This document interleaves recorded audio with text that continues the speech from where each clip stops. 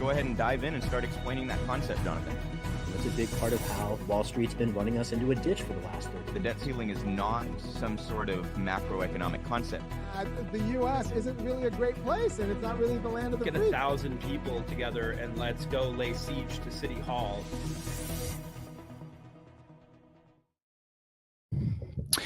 Hello to all of the real progressives out there. Thank you so much for tuning in today. We have a fantastic show for you as always. We have Kesha Ram Hinsdale, who is running for Congress in Vermont as our latest iteration of the candidate segment with Ramona Massachi. Excited to bring you guys that interview. We're obviously going to dive into the situation in Ukraine, the invasion of Ukraine, and I'm going to try to provide some context and nuance here, you guys. I find a lot of the rhetoric surrounding not just this issue, but many other issues to be people essentially engaging in false dichotomies and coming up with absolutist views. And I'm going to try to break into some of that and provide as much nuance and context as I possibly can. Obviously, very important issue, as, by the way, are Yemen and West Bank and Gaza and Somalia and Syria and Iraq and on and on and on and on. So again, we'll provide as much context as we possibly can here. Biden has nominated Ketanji Brown Jackson as his nominee to replace Stephen Breyer on the Supreme Court. We're going to talk about that a little bit. And we're also going to dive into Michelle Childs, who was endorsed by Clyburn and Lindsey Graham, and some of the indications that has for the politics in the country going forward. All sorts of stuff to get into. 60 Minutes continues to push this Havana Syndrome nonsense. We're gonna show a little bit of that. We're gonna dive into an update on the CNN story. We're gonna talk about how MMT. This is a very exciting bit of information. MMT is starting to receive increased disingenuous criticisms, which to me is actually a sign that it's starting to gain some traction. Right? There was it Gandhi that said first they ignore you, then they laugh at you, then they criticize you, then you win, or something to that effect. I think we're moving along in that spectrum there. If you think that's how things work, MMT seems to be on the right track.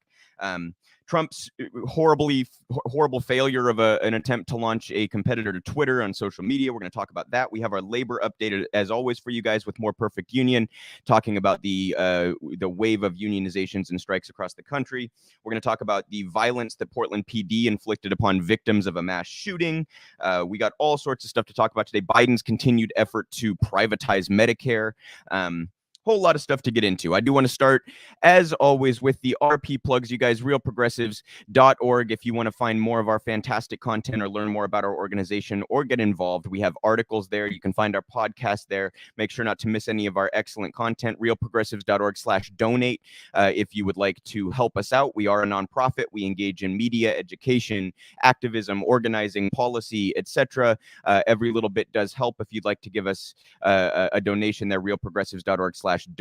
Make sure, by the way, to please hit like and subscribe. If you haven't already, leave a comment and share widely to help us combat those YouTube algorithms. If you're not subscribed to our other YouTube channel, Real Progressives, head over there and hit subscribe there as well. We really appreciate any and all support. Obviously, the big tech powers that be do not tend to love Real Progressives all that much. So any help that you can provide is very much appreciated.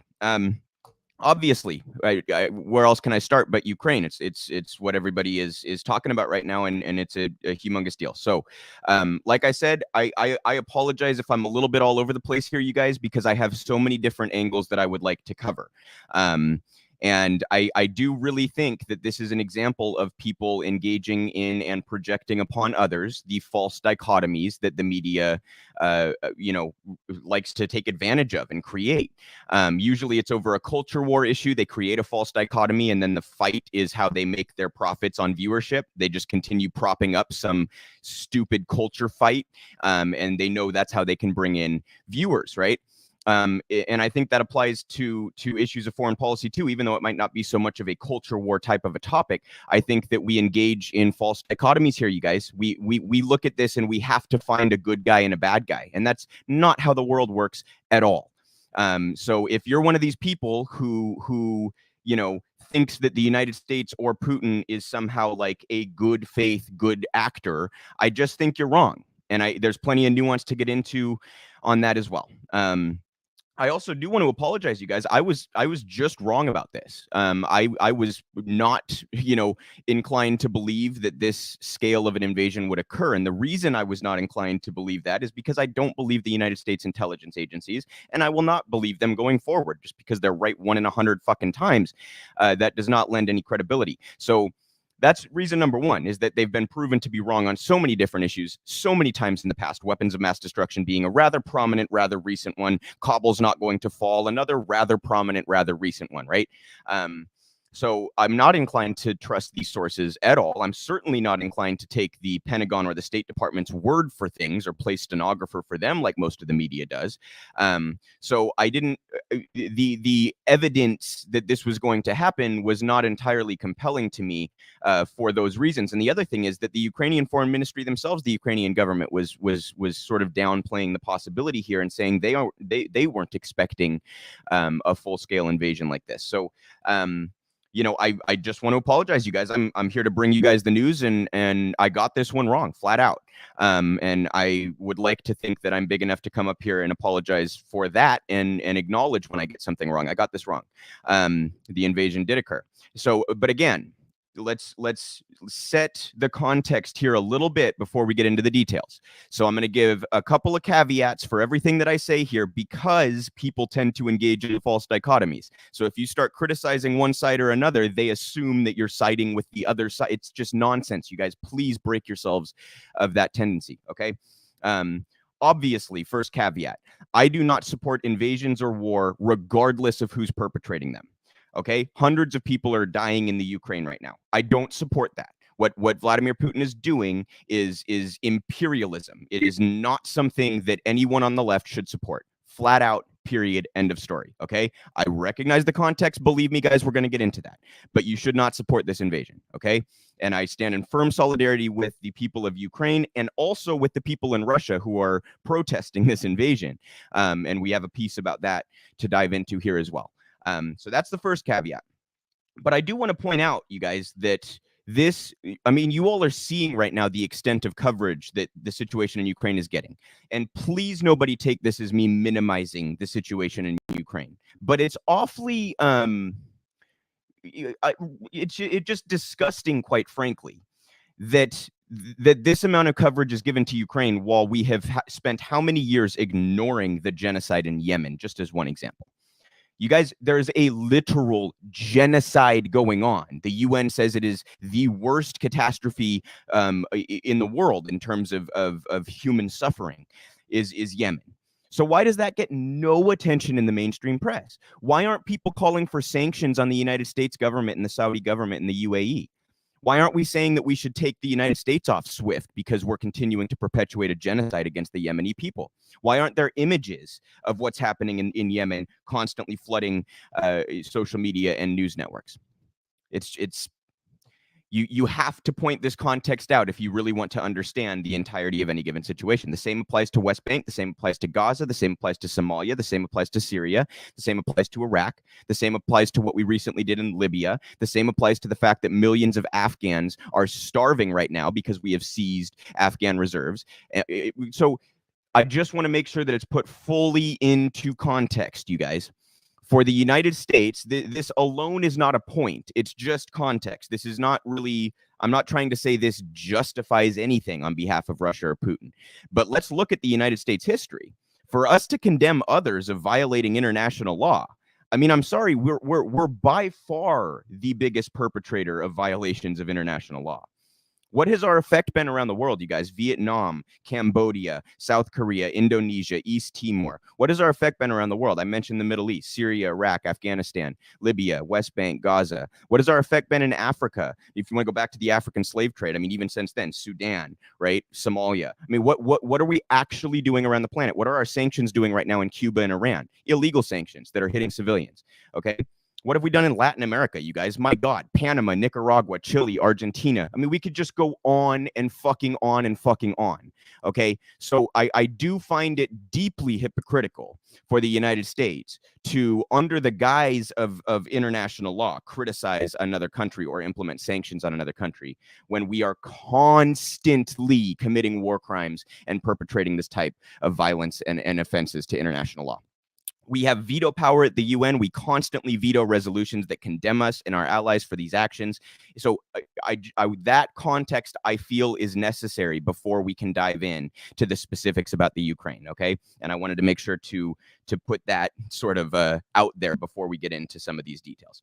For those that haven't followed the specifics, Putin has recognized the Donetsk and Luhansk regions. I'm sorry, I'm so bad at pronouncing these areas and names and things. I'm awful at it. If you guys have not recognized that yet, you will as you continue to watch my show.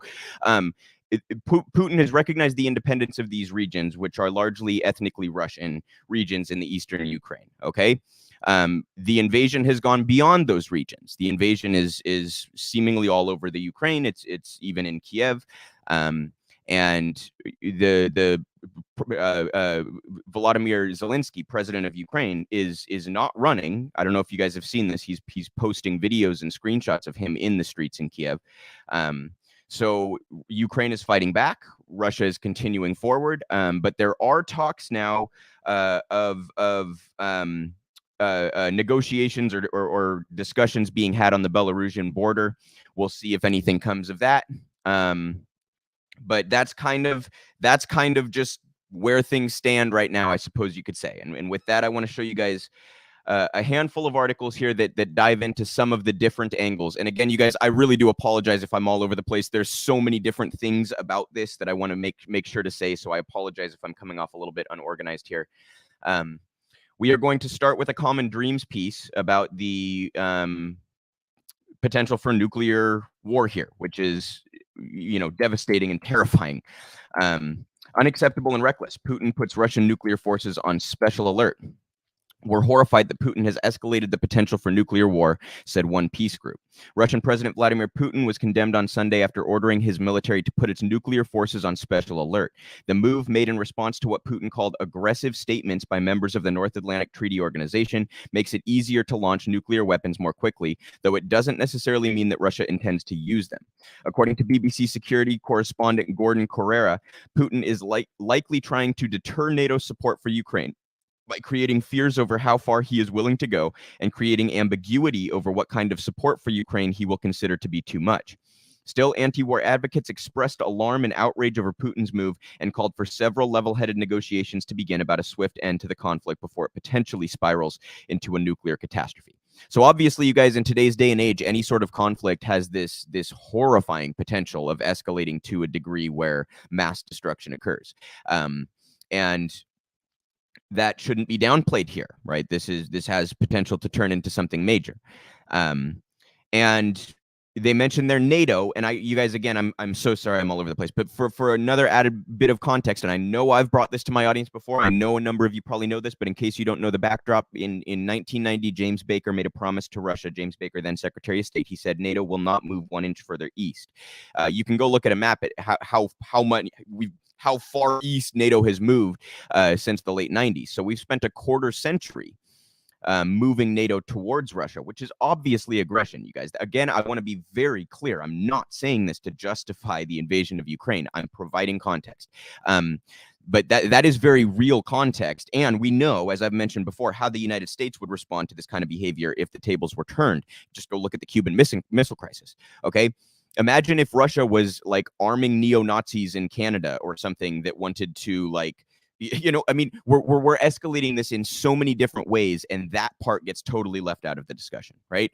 But the potential here for nuclear war is horrifying. I really hope it doesn't come to that. I'm not anticipating in the immediate future that it will. But I do want to point out, you guys, to all of those who are talking about sanctions, I have 2 points to make on this. First of all, if you think Putin invaded Ukraine without the expectation that he would be hit with heavy sanctions, you are out to lunch. Of course, he recognized there would be a response, you guys. Do you think that Vladimir Putin just thought, well, I'll go invade Ukraine and they'll do nothing? No, of course he knew there would be sanctions. So that kind of disproves the notion that those sanctions are actually going to affect his behavior at all, doesn't it? At most, implementing these sanctions is a perfunctory exercise. At worst, it's out and out performative, where Joe Biden gets to look tough, but nothing really changes. And so you know, if you think that sanctions are going to affect Putin's behavior going forward, then I would ask you why the obvious impending sanctions that he decided to accept when he invaded did not deter him from doing so. It's not automatically a deterrent, and I think he's kind of demonstrated that. I think he's shown that he was willing in this case to go forward with the invasion despite any potential sanctions. So the argument that if we just hit him with SWIFT, or if we just hit him with heavier sanctions, that he will somehow back off, you haven't been paying attention if you believe that. You just haven't. And speaking of these sanctions, we have another piece to show you here. This is in the Daily Poster, and it's about how ineffective those sanctions would be because of the corruption and deregulation in the United States, which allows Russian oligarchs through Wall Street avenues to avoid the hit that they would take from such sanctions. This, again, the Daily Poster. It's by Julia Rock and David Sirota. Biden's Ukraine plans face Wall Street roadblock. Corporate lobbyists thwarted measures that could strengthen sanctions against the Putin regime, and they were lobbying as the threat of war intensified. In response to Russia's invasion of Ukraine, President Joe Biden is expected to soon announce more sanctions aimed at Vladimir Putin and his cadre of oligarchs. The theory is that unlike sectoral sanctions that could harm the broader Russian population, inflicting financial pain on Putin and his wealthy cronies could force the Russian government to the negotiating table. First, I do want to dispel with the notion that sanctions can be as effectively targeted as I think they framed that, because there's almost always domestic policy that you can implement to sort of send the harm from those sanctions down to the working class. And we're already seeing, you guys, that there are like issues with credit cards and ATMs and things in Russia. So if these sanctions were targeting the oligarchs, they did a pretty shitty job of that, didn't they? We also know how the U.S.'s sanctions have gone in the past. We know how they affect Iran. We know how they affect Cuba, many other countries, universally condemned by the international community because of the harm that those sanctions inflict. So I just want to dispel with the notion that you can simply choose to do sanctions that target a particular group. It's just very difficult to do so in a way where that group cannot then send the harm from those sanctions onto the working class or the poor. Carrying on. But while such a move might help deter further Russian incursions, Biden faces a significant obstacle: corporate lobbyists' success in shrouding the American finance industry in secrecy, which makes it far easier for Russian oligarchs and their business empires to evade economic sanctions. The situation spotlights how America's money-drenched political process can create national security challenges and affect Wall Street's overwhelming power to shape U.S. regulatory policy, fueled by massive campaign contributions and an army of lobbyists, may defang some of the White House's most potent economic weapons against an international adversary. More than 2 decades ago, federal investigators warned Congress of potentially illicit streams of cash flowing from Russia into the opaque American financial system, and leaks of the so-called Panama Papers and Pandora Papers over the last few years suggest these flows have only increased, as have oligarchs' attempts to evade sanctions.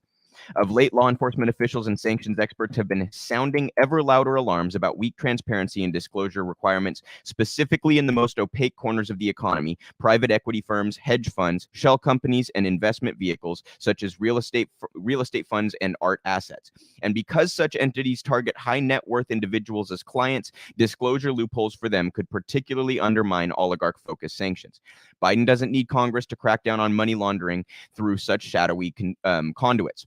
His Treasury Department could receive a rule proposed during the Obama era under the half-century-old Bank Secrecy Act to extend existing disclosure rules to private funds and pooled investment vehicles, but he has so far declined to do so. The department also recently backed off tightening such rules for the art industry, even after a bipartisan Senate report spotlighted that industry's role in helping Russian oligarchs evade existing sanctions, such as by laundering money through auction houses. Art, you guys, obviously, because its value is so subjective, it is prime for money laundering.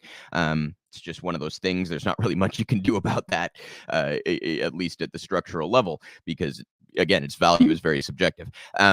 Anyhow, the point here is that our corruption and our deregulation of our financial institutions has made it easier for Russian oligarchs to dodge the sanctions that are being discussed as a response. The other point I want to make about these sanctions, you guys, and I just feel like I'm fucking all over the place. I'm so sorry.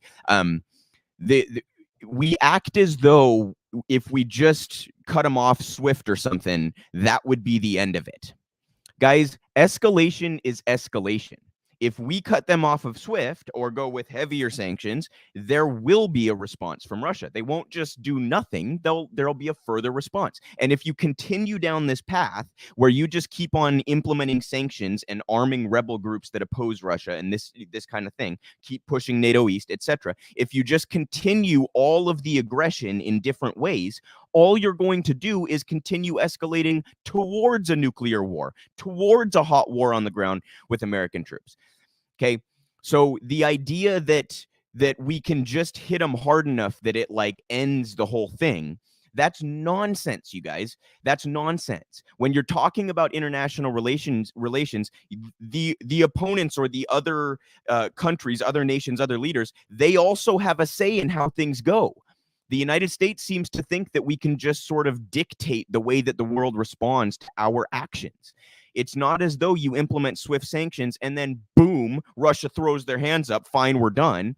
I mean, I'm sorry, you're just incredibly naive if you think that that would be the response. So from all angles, I view heavy sanctions as questionable at best, you guys. I wish that there was a way to respond to this kind of aggression that did not hit Russian civilians and did not escalate the situation, but it seems pretty clear to me that heavier sanctions would do both. And that doesn't actually solve the problem at all. It doesn't address the problem at all. It doesn't deter Russia from this kind of action at all. And again, you guys, please keep in mind the context. When we talk about these sanctions, should the United States be sanctioned for what we've done in the Middle East? Should most of my viewers are American? Should all of us in our communities, be denied access to basic goods and services because our barbaric government decided to go forward with a bunch of wars that we don't support? We decided to engage in ethnic cleansing in Palestinian territories, decided to commit a genocide in Yemen. Should we all suffer because of those decisions that we disagree with? If your answer to that is no, then I would implore you to consider that about the Russians as well. And in fact, we'll go ahead and get to this piece right here. This is a Jacobin piece about how many in Russia are responding to this. In the streets of Moscow, Russians are shocked by Putin's war. This is by Alexei Saknin. Vladimir Putin claims that he is demilitarizing Ukraine by invading it with tanks and bombs. In Moscow, ordinary Russians don't understand what their government is planning, but they're shocked by the assault on a neighboring country. Unlike the residents of Donetsk, Kharkiv, and Odessa on February 24th, Muscovites did not hear explosions in their city. Russian citizens learned about the outbreak of war, which the spokesperson for the foreign ministry described as an attempt to prevent a global war from the news. The president's spokesman, Dmitry Peskov, sounded confident that Russians will support the operation in Ukraine just as they supported the recognition of the DNR and LNR, referring to the Donetsk and Luhansk People's Republics. But on the evening of the first day of the war, several thousand Muscovites gathered on Verskaya Street to express their disagreement with him. The police blocked Pushkin Square, but people moved in fairly dense crowds along the boulevards, Verskaya and surrounding alleys. Young faces predominated. The same young faces prevailed 10 years ago on Bolotnaya Square. I am so bad at pronouncing shit, you guys. I'm so sorry. And Sakharov Avenue during the anti-Putin protests of 2011 and 12. But the atmosphere has changed radically over the years. In 2012, the angry citizens were proud of their gushing creativity. Hundreds of slogans, banners, and chants. Their authors were competing in wit. Now people mostly moved in silence. They chanted a single slogan, no to war. At least 955 people were detained in the evening. There were not as many protesters as at the biggest rallies in recent years, but not as few as one would expect on a Thursday evening, the first day of the war, when confusion and depression everywhere reigned. But most of these people were, if not hardened protesters, in one way or another, a part of the opposition milieu. The politicized middle class is predictably dissatisfied with the radical moves of the country's leadership. But what about the vast majority of Russians not involved in this anti-war movement? I spoke to some of them.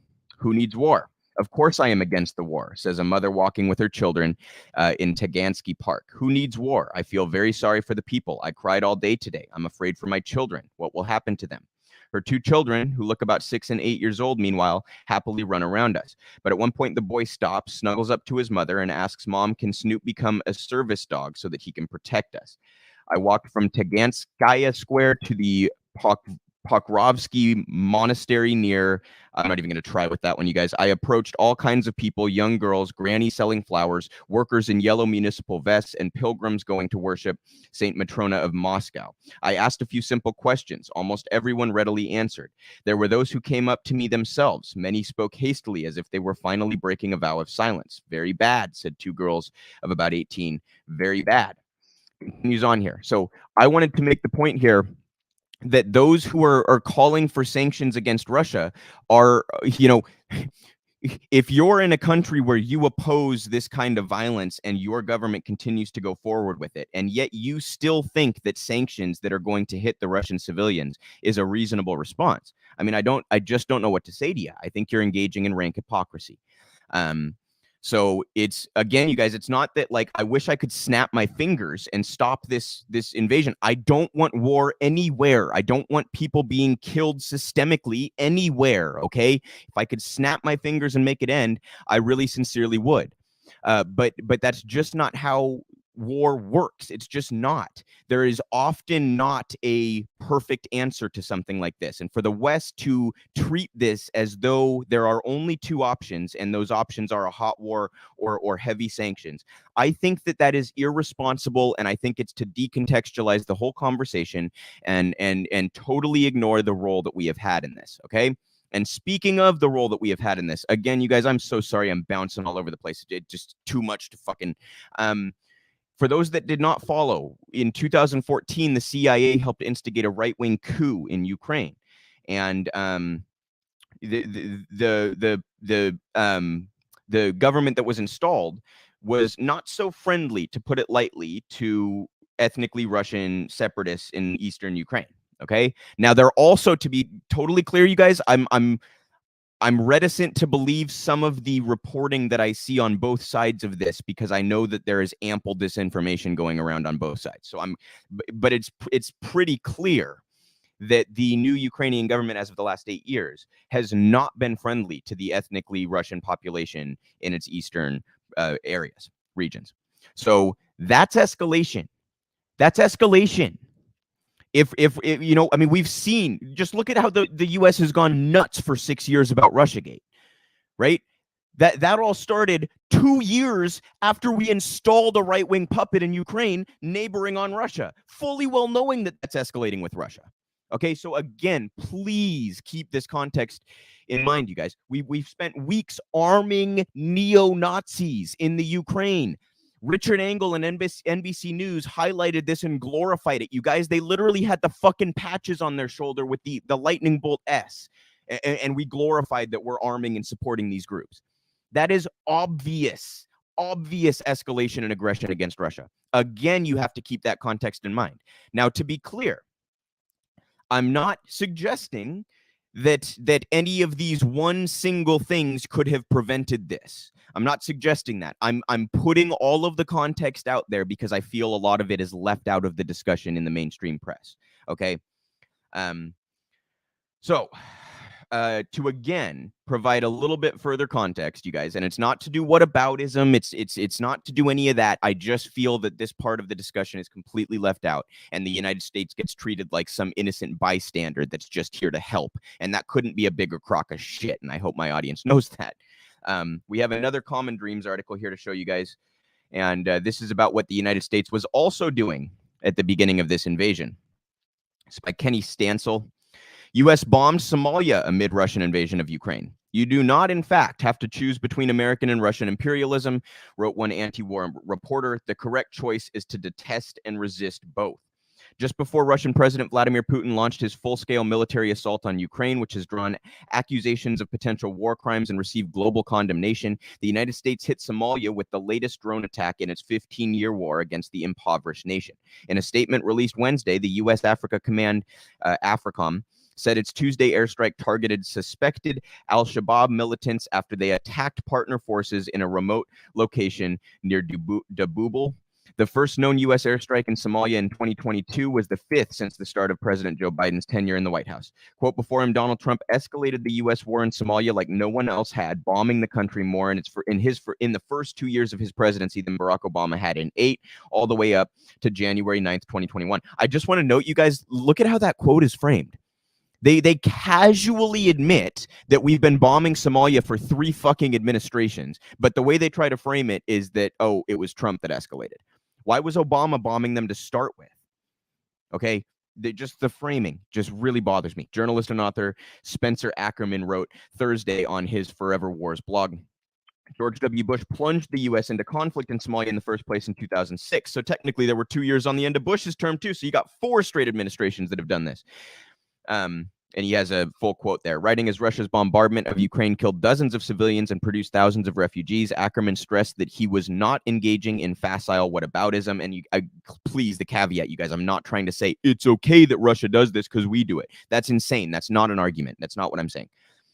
Quote, I don't think there's any whataboutism necessary, argued Ackerman. You do not, in fact, have to choose between American and Russian imperialisms. The correct choice is to detest and resist both, with emphasis placed on resisting your own state's aggression, since you stand the greatest chance of success against something justified in your name. Okay? He's talking here about Somalia, but as I have mentioned, I think 2 or 3 times so far in this stream alone, the same could be said about the Palestinian territories, West Bank and Gaza. The same could be said about Syria. The same could be said about Iraq, on and on. Okay. Obviously, we just left Afghanistan, but there were 2 decades of it there, and now we're leaving Afghan starving. Look at what we just did to Libya over the last decade, right? So again, just for the sake of framing, you guys, the United States role around the world is not to play like Joe Biden tweeted the other day, America stands up to bullies, as though like that's what we're doing in the Guys, is arming neo-Nazis standing up to bullies? Is escalating with a nuclear power standing up to bullies? Again, it's not that Putin is the aggressor in the micro sense here, you guys, and I don't want to justify or condone that at all. But is that standing up to bullies? Is what we did in Vietnam standing up to bullies? Is what we did in the Middle East standing up to bullies? Is what we've done in Africa standing up to bullies? Is instigating coups and installing governments as we please throughout Latin America for hundreds of years? Is that fucking standing up to bullies? Give me a break. Give me a break. So the way that the United States is framed as some, innocent, well-meaning good guy here, just wanting to help the poor Ukrainian people, it's nauseating, you guys. It's absolutely nauseating. And by the way, it also creates plenty of ammunition for someone like Vladimir Putin to justify escalation with the West. So even if you want to focus in on this particular conflict, that we have engaged in such rank hypocrisy provides that excuse. It provides, you haven't backed him into the corner where you force him to look like the aggressor, because your hypocrisy gives him enough, rhetorical ammo to try to justify what he's doing. So any angle that you want to take on this stuff, you guys, the United States has been in the wrong all around the world, and has created excuses for others to do things like this. Okay. And again, I want to be clear. Any of these individual things that I'm saying, I'm not saying that is the linchpin that caused Putin to invade. I'm saying all of this compiles and matters when we're talking about this conflict, this war, this invasion. Okay. You really have to go back decades and decades if you want to have the full picture here. And the U.S. media is conveniently starting the story at Putin invades, Putin bad. Okay. And again, Putin's bad here. Putin's wrong. I'm not at all trying to say otherwise. So I don't know how many times I can give that caveat, but I'll probably give it a couple more. Another Common Dreams article here that touches on another angle. You guys, obviously, I'm sure my audience is well aware that the military-industrial complex, I think it was the CEO of Lockheed, it might have been Raytheon, I think it was Lockheed, that just a couple months ago came out and bragged to investors that ratcheting up tensions with Russia and ongoing wars in the Middle East are great for business, right? Wonderful business for them.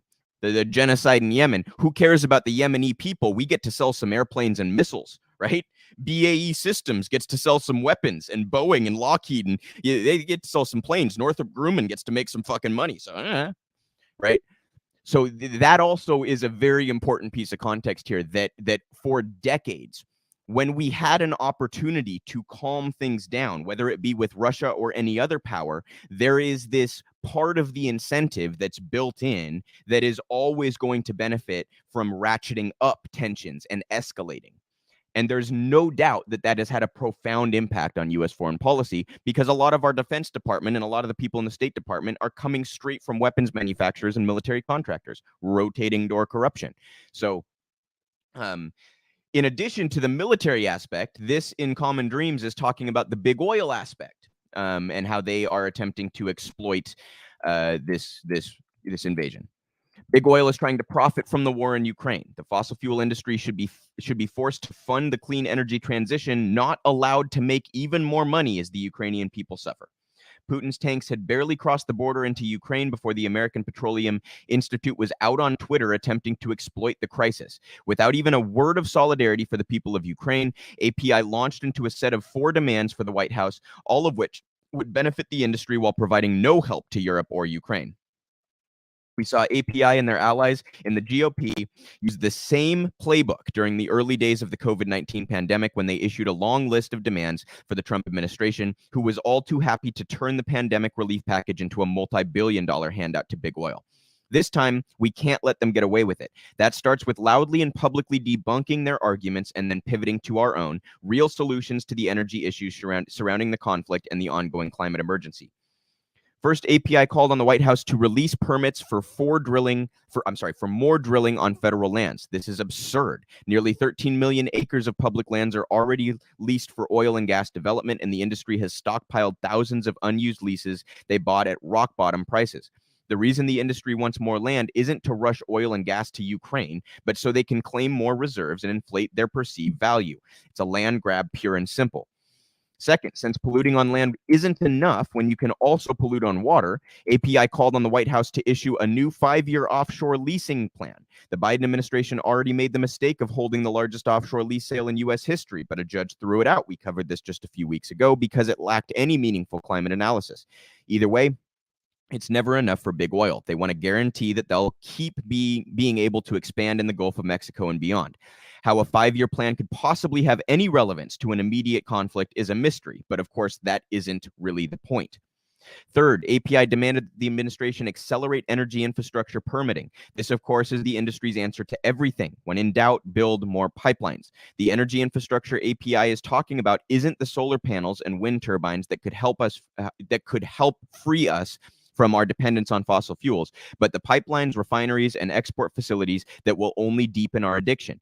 API likes to pretend that more infrastructure will allow the U.S. to somehow flood the global market with enough oil and gas that Putin won't sell any of his. But that's not how markets work. As long as the world is still reliant on fossil fuels, money will be flowing into the Putin regime. Finally, API threw in the catch-all reduce legal and regulatory uncertainty, a fancy way of saying make sure the rules don't apply to us. Big oil doesn't like the idea of following the law, let alone being held accountable in court for the damage they've done to the climate. They're equally dismissive of regulations, also known as environmental and public protections, like the Clean Air and Clean Water Acts. At this point, the industry can be pretty confident that their donations to Senator Manchin, Sinema, and the GOP and many more Democrats, by the way, have killed the most ambitious parts of Biden's Build Back Better Act, but one can never be sure. And they carry on there, but you guys get the point, right? This is exploiting an issue, a very, very real, serious issue, and minimizing that issue in order to try to, extract more profits from the situation and further monopolize the markets and, do a land grab and get around laws and regulations and all this kind of stuff. It's what big oil does. It's what big oil does. So I wanted to make sure to bring that angle as well, that there are these industries that very much do benefit from what is going on in the Ukraine right now. So, I really do apologize, you guys. I feel like I was kind of all over the place. I tried to organize my thoughts going into that segment, but it's just so many different angles to cover, and there is so much nuance and context, and I'm sure I missed a number of things that I wanted to say. But if you take anything away from this segment, you guys, please resist, not just here, but in all issues of politics and international relations and economics and all of it. Please resist the false dichotomies that the media so desperately wants to project onto these narratives and conversations. Please resist it. You don't have to side with either imperialists in this country. And I'll close this in this instance, rather. And I'll close this segment by saying, I stand firmly in solidarity with the people of Ukraine. I hate the phrase thoughts and prayers, but goddamn, they're in my thoughts, sincerely, right? also the people of Yemen, also the people of West Bank, also the people of Gaza, also the people of Syria, also the people of Iraq, also the people of Somalia, also the people of Sudan, etc. I also stand in firm solidarity with the Russians protesting this invasion, just as I stand in firm solidarity with Americans who are protesting our constant imperialism. Okay? So I just want to put the context out there and engage in a little bit of nuance about this stuff. I'm sure I pissed a number of people off in this segment, and perhaps that's partly my job here. But I just want to implore you all not to fall for the false dichotomies, to engage in nuance, and to try to contextualize these kinds of conflicts. When it comes to international relations in particular, you guys, there is almost always like decades, if not centuries, of context. And I'm not professing myself to be any sort of expert. But you get a much clearer picture if you're willing to look into some of that history. Okay, so we'll close the segment out. What was a very long segment for obvious reasons on Ukraine. With that, just please, you guys, avoid the false dichotomies. Don't fall into the trap. Engage in nuance. Be open-minded. That's really all I have to say as it pertains to the bigger picture stuff. And I very much hope that next week we can have a segment that is something along the lines of tensions going down, that things are calming. Not expecting that, but I hope that very soon some of these talks come to some sort of fruition and we can calm things down a bit. Okay. So that's the Ukraine story right there, and we'll obviously keep up with that on in coming weeks. I do want to talk now about Biden has gone forward with nominating Ketanji Brown Jackson as his Supreme Court nominee to replace Stephen Breyer. And guys, you guys know, I 99% of the time I'm talking about Biden, I'm slamming him. This was the better pick of the names that were floated. Okay, I'm certainly not saying that she is going to be fantastic. I'm not saying she's, I'm expecting her to be the kind of justice that me and most of my audience would like to put on the court. But compared to some of the others, she is actually, like, she was a public defender, and she's sided with labor on a number of cases. And some of the other names that were floated were quite the opposite. So there is a little something to celebrate here for the left, in the sense that we got a much better nominee than we otherwise might have. This is, again, the Daily Poster. And guys, I just want to plug them. If you're not subscribed to the Daily Poster, David Sirota's outlet, he's got all sorts of fantastic journalists there. Walker Bregman wrote this piece, but all sorts of fantastic journalists there. They do excellent work. They're soon to change their name to The Lever. Really encourage you to go subscribe to their work if you're not already. You love to see it. Biden's court pick just boosted unions. New Supreme Court nominee Judge Ketanji Brown Jackson recently sided with public sector labor efforts. Good things are happening. Sure, between the ongoing COVID-19 pandemic, the accelerating climate crisis, and now the Russian invasion of Ukraine, the world is on edge. But we at the Daily Poster have compiled several positive recent stories to suggest that hope is not lost. First, President Joe Biden passed over potential Supreme Court Justice frontrunner Judge Michelle Childs, who we're going to get into here in a moment. She's one of them that I'm referencing. A union buster propped up by Lindsey Graham, and instead nominated Judge Ketanji Brown Jackson, a former public defender whose recent court history suggests she could be a bit more welcoming to labor efforts. On top of that, despite the risks, dissident voices in Russia are speaking out against Russian President Vladimir Putin's Ukraine invasion. Finally, a California union just scored a major win for ice cream cake makers. Victory has never tasted so sweet. All that and much more in this week's edition of You Love to See It. So again, that part's exclusively for paid subscribers. I really just wanted the first paragraph of this to show you guys that she had nominated, that Biden had nominated Jackson as his, to replace Stephen Breyer.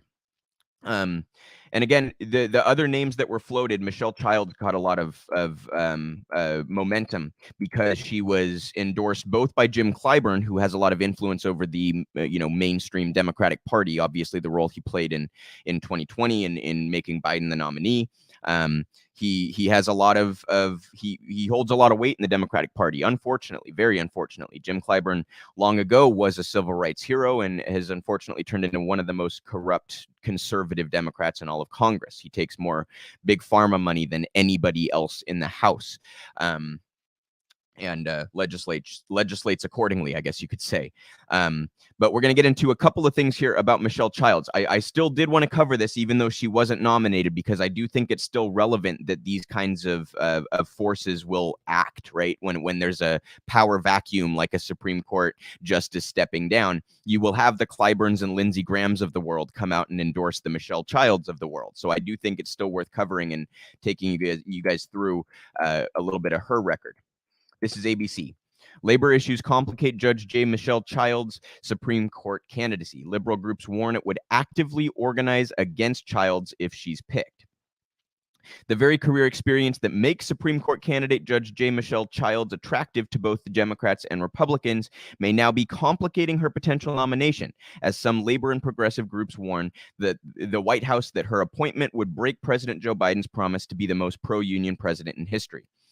Childs, backed by influential South Carolina Representative James Clyburn and the only candidate named by the White House as in the running to replace retiring Justice Stephen Breyer. This piece was written before he nominated Jackson. Spent 8 years practicing labor and employment law at a prestigious South Carolina firm, Nexen Pruitt. To be clear, when they say labor, they mean on the side of management. Nexen Pruitt is a South Carolina-based law firm that engages in union busting and represents giant firms against their workers. Okay. Some of her clients included employers accused of race and gender discrimination and sexual harassment in the workplace. And guys, I just want to take a moment here to note how absurd the identity politics in this instance are. Biden had promised that he would put a black woman on the court. Long overdue. In a vacuum, absolutely long overdue. We've not had a black woman as a Supreme Court justice. But guys, so the name that Clyburn comes up with, the guy who lets his entire reputation rely upon people viewing him as a civil rights hero and fighting for the black community.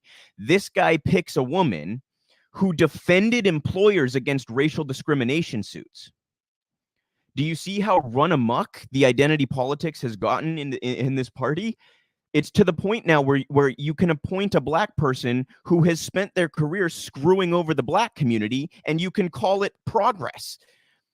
And people fall for it, right? It's the same card Clyburn plays whenever he's called out for his corruption or for his conservatism is, oh no, look what I did 50 years ago, right? So you guys, we gotta see past that surface level identity politics. I would love a black woman on the court. Jackson will be the first black woman on the Supreme Court. She at least was not fucking representing employers against employees who were filing racial and sexual discrimination suits, right? At least the identity stuff doesn't completely conflict with itself in the case of Jackson. It clearly did in the case of Childs. Quote, her record shows that she wins for employers, and I think that's problematic in this moment, said Joseph Givargis, executive director of Our Revolution, billed as the nation's largest grassroots-funded progressive group allied with Bernie Sanders. Quote, if we have any doubt about where the nominee stands on labor rights or the power of corporations versus labor in our economy right now, we should not put them forward, and we would actively oppose them. Okay? So that's the first thing with Childs that was of deep concern, is that she came up union busting and representing big firms against their workers. There's also a second one, though. And this there's an added sort of layer of disgust to this, but we'll get into the details to start. This is in the American Prospect. It's by Alexander Salmon. Michelle Childs sentenced a man to 12 years for selling 8 ounces of weed. Quote, I had more time than people in there who killed somebody, said Willie Roy Goodwin, who received the harsh sentence from the Supreme Court hopeful. In 2009, Willie Roy Goodman went before Richland County Circuit Court Judge J. Michelle Childs to plead guilty. He didn't really have much of a choice after inviting an undercover cop into his house repeatedly and selling him marijuana, all caught on hidden camera. He thought a plea deal looked like his best bet. So plead he did to 5 charges of possession with intent to distribute marijuana and 1 charge of failure to stop for a law enforcement vehicle. He was prepared for more than a slap on the wrist. Even though he was a non-violent offender, it was his 3rd marijuana arrest, which in South Carolina brought with it a mandatory minimum sentence of 5 years. 5 years minimum for a marijuana arrest, you guys, for fucking Christ's sake. The length wasn't the only concern. By the letter of South Carolina law, Goodwin would have to be housed with mainly violent offenders because third strike weed distribution charges were not eligible for parole at the time. But there was also reason to be hopeful. The sum total of all 5 weed sales was only 8.73 ounces, a trifling amount to justify putting someone away for half a decade. It was this really, you guys, that's such a that's not even a point. I don't care if he sold fucking 80 pounds. It's weed. God damn. It's not worth any time in jail, no matter how much it was. I get what they're pointing out, that it's particularly egregious with such a small amount. But come on, guys. Is that really different? There shouldn't be a standard of amount. Where was I here? It was the sort of situation where a canny judge, understanding the situation, could have found some sort of workaround. Quote, 5 years was what they were saying in the beginning. I'm thinking it ain't nothing but some weed, Goodwin told me via phone. Even my lawyer was telling everybody weed was about to be legalized. It wasn't anything serious.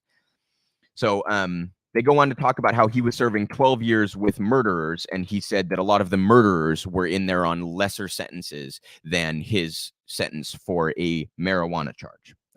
Fucking marijuana charge. By the way, what a waste of fucking police resources to send undercover agents in to bust people for selling pot.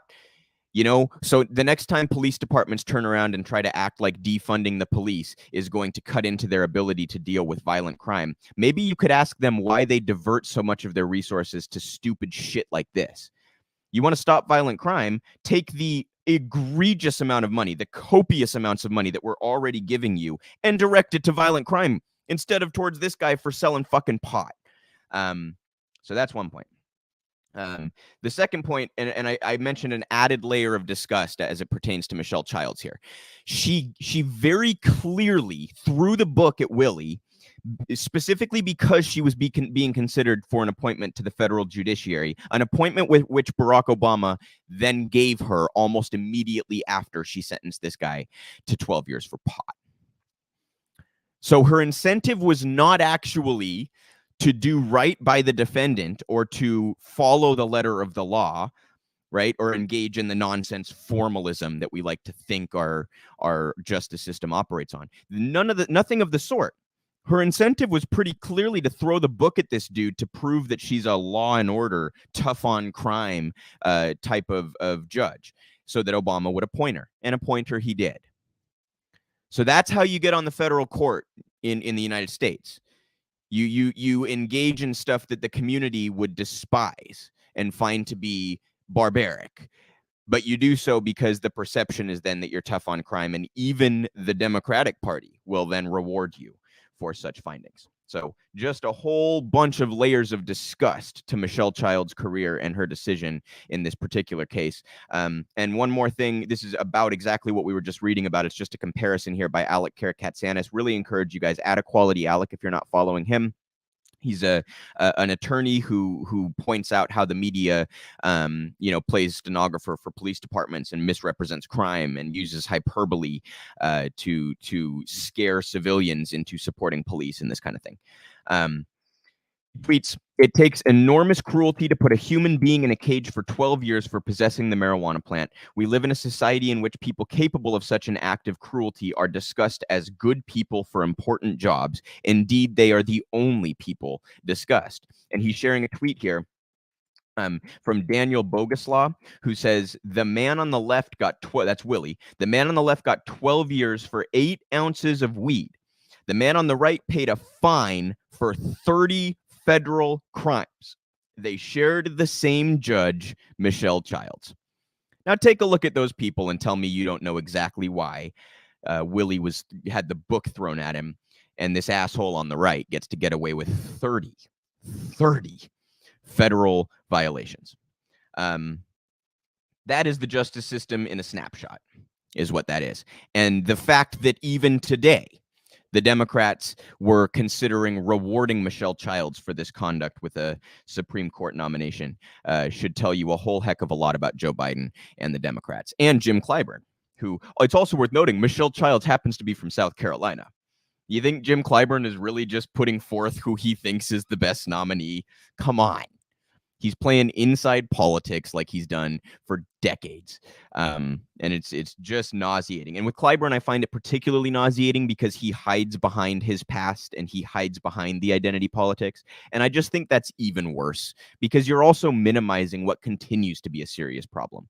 We absolutely have miles to go in terms of creating a society that is just for the Black community and the Native community, Hispanic community, etc. But we have miles and miles to go. For Jim Clyburn to hide behind that while he actively opposes such progress is just like repulsive. It is unscrupulous. It is like I don't have enough adjectives in my head to describe how strongly I would like to condemn that kind of conduct from those like Jim Clyburn. So I'm very grateful that we got the seeming more progressive potential nominee here as compared to some of the others, especially Michelle Childs. I do want to be clear, though. I'm certainly not trying to overstate the extent to which Ketanji Brown. I'm sorry. Is it Jesus Christ? Yeah, Ketanji Brown Jackson. I'll have to get used to the new name on the court. Ketanji Brown Jackson. I don't mean to oversell the extent to which she might actually be progressive, but the fact that she was a public defender and the fact that she has found on the side of labor in a number of her cases is at least a sign that she's, not going to be as bad as Stephen Breyer and not going to be as bad as Michelle Childs would have been. So we'll obviously there's more to this. She has to be confirmed. And, who knows if the Mansions and Sinemas and Testers and Coons of the world are going to be inclined to confirm her. We'll follow that fight as it goes. I very much doubt any Republican is going to be inclined to confirm her. It's also worth, says a lot about Michelle Childs that Lindsey Graham was willing to endorse Michelle Childs. If Lindsey Graham endorses you, something's fucking wrong. Okay. So I doubt Lindsey Graham is going to get on board with Jackson, but we'll see how this fight shapes up. We'll also see if the Democrats roll over like they have as it pertains to the Supreme Court for decades at this point, letting the Republicans just stomp all over them whenever they want to either stop a Democrat appointment or force their own through. The Republicans have always succeeded in this because the Democrats just roll over and play dead as their version of hardball politics. So we'll see how all this goes, and we'll keep covering that as it develops. But I am grateful that at least, the lesser of the bad, I suppose, Jackson seems like a decent appointment as far as Supreme Court potentials go.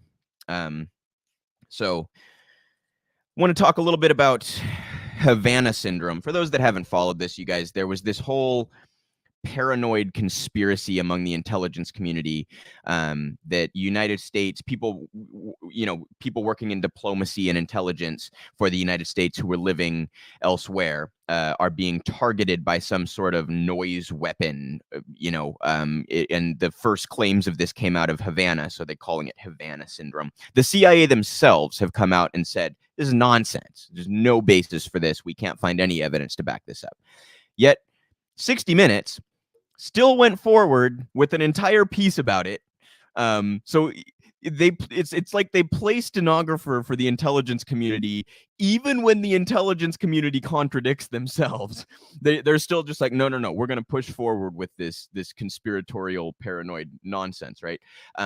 So I want to show you guys a short clip here. This is, if you haven't seen it, it's CNN trying to show the noise that they're talking about. And I'll give the pretext here, you guys. It's been discovered and realized that the noise that they're talking about is just a specific species of crickets that happens to live in Havana. So here's 60 Minutes portraying some crickets as some sort of deadly weapon by our international foes. We'll watch this clip, come back, and finish out discussion. Former official who we agreed not to name recorded the sound at his home in Havana. Before we play it, understand that the sound does not cause the injury. Here's what he recorded. Secret.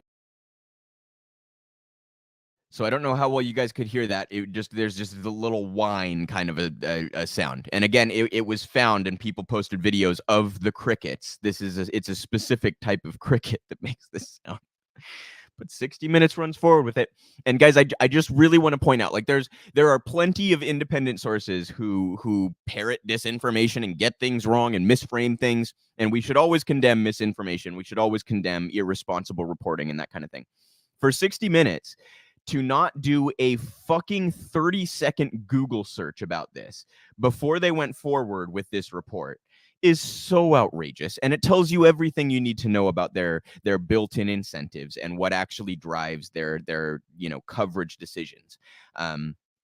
They have their sources in intelligence who got all sorts of paranoid and thought this was true, and it also happens to very nicely fit the narrative of constantly ramping up our military and our intelligence communities, always needing to throw more resources at that stuff. It fits that narrative quite nicely, so 60 Minutes decides to fucking run with it. And I'll tell you what I think happened here, you guys. I don't think this was like some massive conspiracy trying to I don't think it was quite like that. I think diplomats have become and people in intelligence have become so fucking paranoid because of their worldview that when they're overseas, they really are like constantly looking for some sort of thing like this. So it's breaking the causation from the correlation, right? This is something I would hope a lot of us were taught in high school. It appears many intelligence officers do not understand this very basic concept, and appears 60 Minutes, excuse me, does not understand this either. It would be a better show if it was 60 seconds, wouldn't it? You guys, correlation is not present just because, causation is not present just because there's correlation. And we've seen some of this. I'm not going to get into this topic today, but we've seen a lot of this with some of the anti-vaxxers, where they'll say, I got a vaccine and then I got sick. Those two things are not correlated. Those two things might be correlated. They're not. One is not causing the other, right? There's much more evidence needed to demonstrate the latter. And I think the same thing happened here with Havana Syndrome, where they one or two people got sick or had some weird symptoms for a day or two, and they heard these crickets, and because they were all in their fucking head and stressed out and paranoid, they automatically assume it must be like Russia or China or something. I think this is a symptom of our mentality as it pertains to foreign policy and international relations. So shame on 60 Minutes, though. That's really the point here, you guys. To run with something, I wouldn't run with something without doing a fucking 30-second Google search, okay? And I'm not 60 Minutes. So the lack of journalistic ethics, the lack of integrity and principle amongst our media is disgraceful. And 60 Minutes doing a wonderful job of demonstrating it right there. Same with Richard Engel when he propped up the neo-Nazis that we armed in the Ukraine, right? They discredit themselves. They make a mockery of themselves. And I think that's really the point here, that they were willing to run with that story, even after it was the mainstream view was this has been debunked. Even the CIA has come out and debunked this. And yet 60 Minutes can't be bothered to look into such obvious and available information as that. We have another article here in Jacobin to talk about the Biden administration, their ongoing attempts to privatize. Here we go. To privatize Medicare. And what they're doing is classic Democrat. They were busted here. So they're changing their rhetoric, but not changing their policy at all. So it's the performative, fugazi nonsense without any of the substance to back it up, as they often do. This is by Bronco Marcetic. Under pressure, the Biden administration rebrands its Medicare privatization initiative. Rebrands. Not like we're going to cut it out. Rebrands. After quietly pushing an insurance industry-backed Medicare privatization scheme, the Biden administration has come under fire from pro-Medicare activists. In response, the administration has rebranded the scheme, but left its privatization substance intact. Though it sounds unbelievable, the Biden administration has spent the past year advancing a Donald Trump-era program that inserts a profit-driven corporate middleman between retirees and their Medicare, something its critics warn is the first step to the total privatization of the program, and it appears the ensuing battle is just starting. Joe Biden seemed to be dangling a blade over the direct contracting program after a groundswell of opposition among both grassroots activists and progressives in Congress forced his hand. Officials began hinting that they would overhaul the program or even cancel it entirely, with those businesses set to profit from it working feverishly to prevent the latter outcome. For the past week, both the healthcare industry and advocates for public health care have been waiting anxiously to find out what the administration decided. Yesterday, they got their answer. In response to, quote, feedback from stakeholders and participants, the Centers for Medicare and Medicaid Services announced the direct contracting program would be turned into something called ACO REACH, Accountable Care Organization Realizing Equity, Access, and Community Health.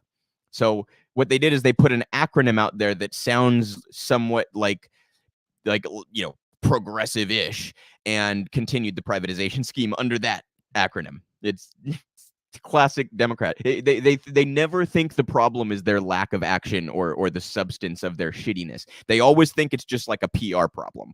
Let's just bring in some PR people. We'll rebrand it. It's so hollow and vapid. Besides the name change, the administration has offered several reforms. Now those entities participating in the pilot program have to develop and implement a robust health equity plan for underserved communities. There will be more transparency. The CMS is also promising to explore stronger protections against inappropriate coding and risk score growth, referring to the practice of private middlemen presenting Medicare beneficiaries as sicker to siphon off higher payments from the program. So far, so vague. Yeah, guys, they literally they lie about the patients so that they can siphon off more funds between the patient and their care through Medicare. That's health insurance in a nutshell. Most substantively, CMS is now requiring any ACOs taking part in the program, what used to be called the direct contraction entities that would serve as those middlemen, to have participating providers control at least 75% of their governing bodies, compared to the older policy of 25%, and include 2 beneficiary associates with voting rights. The question is this change enough to fix what worried public health campaigners about direct contracting in the first place? The answer, they say, is no. We don't see anything other than a name change, said Diane Archer, president of Just Care USA. The Physicians for a National Health Program, one of the groups that has led the fight against the program, has reacted similarly, with President Dr. Susan Rogers calling ACO REACH, quote, direct contracting in disguise, and warning that it doubles down on the fundamental program at hand, needlessly placing a profit-driven middleman that no beneficiary ever asked for into traditional Medicare. So it really is classic Democrats, you guys. They take criticism of a horrendous policy and they think they just have to rebrand it. And I'm sure to some extent it'll work. I'm sure to some outlets they'll report this as though Biden has taken a better position, right? But he clearly hasn't. And we could go through all the issues where Biden has taken the position on the campaign trail that he knows he needs to take in order to get elected, and then reneged on any sort of promise that he made. $15 minimum wage, canceling $10,000 or $50,000 of student debt. He said he would implement a public option. He could do it via Social Securities Act. He could do it via EO. Because of the pandemic, he has refused. We can go on and on and on. What's the border like compared to the promises that he made? He said he would undo all of Trump's executive actions on immigration day one. He said that. It's been over a year and he has not removed all of Trump's executive actions. So, we could just go on and on and on about this stuff, you guys. And here's another one where he thinks the solution is to pretend that he has changed his position when he very obviously has not. So that's deeply concerning, you guys, because there are already quite a few problems with Medicare in terms of it being undercut and defunded and these kinds of things, to where it cannot be as robust as it should be. And to further privatize it is the exact opposite of what we should be doing as it pertains to healthcare. And to do so on an issue where, all the polls I see, you guys, 75 or so percent, mid 70s in any given poll of the country supports Medicare for all. Biden's like, let me run in the exact opposite direction. I'll side with the 20% of far-right maniacs who are going to dig their heels in on this. I'll side with the insurance companies and big pharma. What bothers me so much about it is how that will not affect how he's portrayed in liberal media outlets. He'll still be portrayed. They'll do the false dichotomy thing that I was talking about earlier. Trump runs again. It'll be like, well, Biden's better on healthcare than Trump, even though he reneged on all of his fucking promises and moved things to the right and went against 75% of the country. There'll be no discussion of, hey, maybe you should have followed through on the promise that you have the power to follow through on. None. Zero. And anyone who does say that will be accused of wanting to help Trump, right? We're gonna fall right back into 2020 again. With this kind of rhetoric. So shame on Biden, shame on the administration for not pushing him in the other direction. To privatize Medicare is the exact opposite, precise opposite of what we need in this moment, especially after a pandemic has demonstrated to us just how ineffective our healthcare system is. So, pre-pandemic, you guys, 50,000 people are dying a year in this country, pre-pandemic, from lack of access to basic healthcare, not robust health, basic healthcare. So, for Biden to run in the opposite direction here after the promises he made on the campaign is no less than shameful and disgraceful. So at this point, I would like to show you guys the interview that Ramona Massachi and I did with Kesha Ram Hinsdale. She is running for the House seat in Vermont. Vermont is one district state. The whole state of Vermont is the one district. So she's running to represent the whole state of Vermont. She's been in the Vermont State Senate for some time and is now running for Congress. And Kesha, also for the MMT activists out there, she said after the interview that she has a couple copies of The Deficit Myth and is really trying to read up on MMT and educate others in Vermont and the DC area on MMT should she be elected. So to those who might have some quibble with Kesha's response to the pay for question in the interview, I just do want to assure you, we talked to her afterwards, and she does seem to have a very strong understanding of the mechanics of MMT, and wants to spread MMT around when she is elected to DC.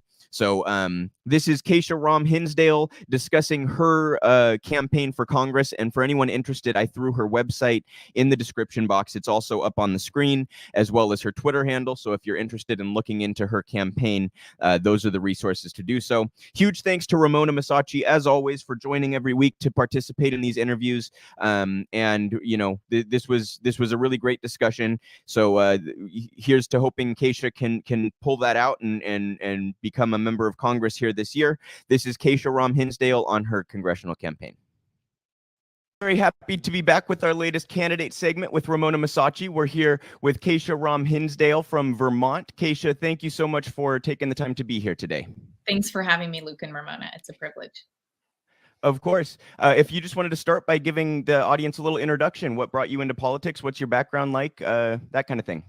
Absolutely. And thanks so much for having me. It's really, we started connecting through a mutual friend who's my mechanic, actually, who's also known to some as the Bernie Mall Punk, Mike Blair. And he's just been a great friend and supporter for so long. And only, during our friendship, during the rise of Bernie's presidential races, did we start to talk about his colorful past as a mall punk. So thanks again for having me. My journey is a pretty long one. I have actually served, and people may not see by my appearance, but I have served in the state legislature for 10 years. And that decade of service has been spread out over 14 years. I took a 4-year break after 2016 and really kept my ear to the ground. And 2016 to 2020, as we know, was the time when we were all wondering what was going on in the country and how we could bring people together in a new and different way and actually accomplish things for them. My journey begins in my Indian immigrant father and Jewish American mother's Irish pub. I was sweeping peanut shells off the floor and pitching in the family business at a very young age. And at the same time, unfortunately, the business didn't last. Their fortunes turned. My parents ended up, ending their marriage. And my father really never could afford to retire. He stayed in the food service industry, which he really loved and gave him a lot of joy and life. And at the same time, I knew that he was really straining his body to remain in that work. Ultimately, my father passed away holding a catering tray in his hands at a Silicon Valley gala. And the juxtaposition of that has never really left me, and it's the reason that I get up every day to fight for the dignity of working people and everyone's ability to enjoy all chapters of life with some sense of peace and stability. So that has really shaped me in many ways. I consider myself a climate immigrant to Vermont. I wanted my future children to have cleaner air and cleaner water than I experienced growing up in Los Angeles, where the air quality in some places is equivalent to smoking 2 packs of cigarettes a day. I ended up being very active from a young age. In fact, I introduced Bernie Sanders in his first bid for the U.S. Senate when I was a sophomore in college in 2006. So a little bit of ancient history there now, when he, was a newer candidate. And a lot of people encouraged me to run for office after that. So I started in the legislature in 2008 when I was 22, and the rest is history. And here I am, a 35-year-old candidate for Congress, hoping to support working families, our climate, and our democracy as Vermont's first Congresswoman. What does your district look like, and how are you reaching out to them? Well, that's the easy part in Vermont. We're one of the smaller states in the country. It is the entire state. So, I am running to serve the entire state of Vermont, which is actually makes things a little easier. You're not looking at boundary lines like we are starting to see around the country. And Vermont at the same time is, a pretty racially homogenous state. It's one of the whitest states in the country. It's an older state demographically. And so it's meant a lot to me that I've been able to build bridges and in fact, become the first woman of color in the state Senate, representing the largest county in the state. That's about 1/3 of the Democratic vote. And what do the dynamics of the race look like? Is there an incumbent? Is this an open seat? Who else is running for this seat? What is the race shaping up to look like? Yeah, sometimes we get so immersed in our own politics here in Vermont, we think it's the world. So as folks may or may not know, we have had a senator in the U.S. Senate who served for 48 years, Senator Patrick Leahy. We have really appreciated his service. He started in the Senate at my age, at 35. He had been a state's attorney here and, a pioneering civil rights leader, went on to the U.S. Senate and focused on shoring up our role abroad in instilling the Constitution and democratic values across the globe, and served as chair of Senate Judiciary for many, many years.